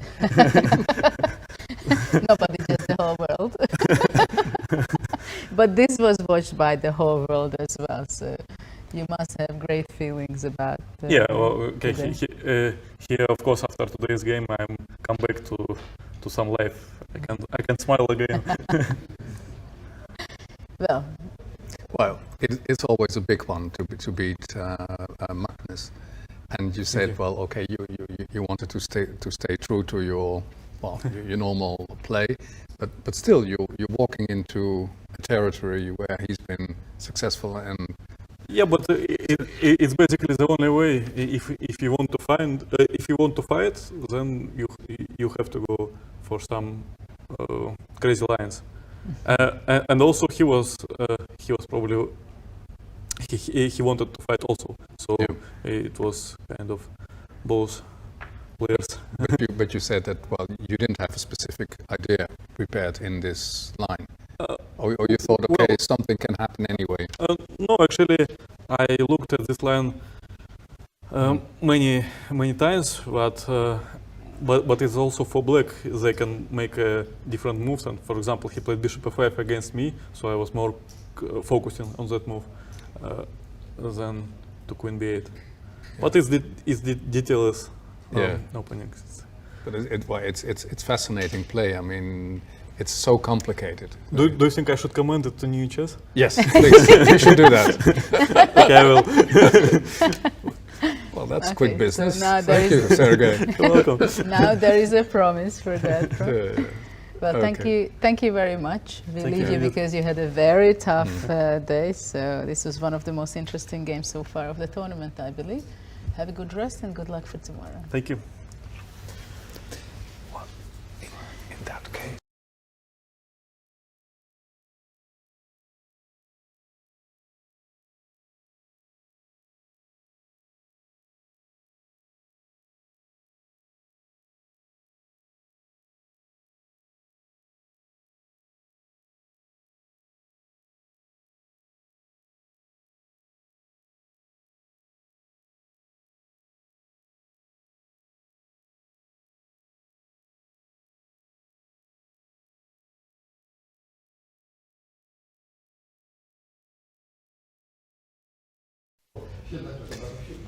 That was the end of a fascinating day, Judith, with Sergey Karyakin showing his spectacular win against Magnus Carlsen. I mean, any win against Magnus Carlsen is a spectacular one. And the way he looked for adventure and found adventure and was rewarded for that was pretty impressive. And you know, I think this is the first day of the tournament when we have two classical games decided. Exactly. This was the case with Sergey Karyakin against Magnus Carlsen and Alireza Firuza against Ariane Tari, who made some serious mistakes.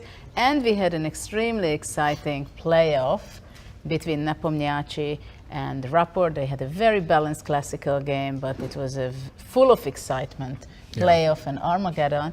And so all the credit goes also there for Nepo because he played extremely well that Yes, Armageddon. I mean, he got this great position, but Richard, he was very resourceful, finding all kind of fantastic tricks there. saving. But it was not enough, and Ian Nepomniachtchi showed once again how quick he can be, and while being quick, decide the game. Let's see the standings. Very interesting. So the leader remains the leader, but there are some people who are getting closer. He lost half a point from his lead, so Rapport is with 9.5. Ian Nepomniachtchi just on his neck. By winning against him, he has 8.5. We have Sergey Karyakin with his brilliant win over Magnus Carlsen, so he caught up to have 7 points.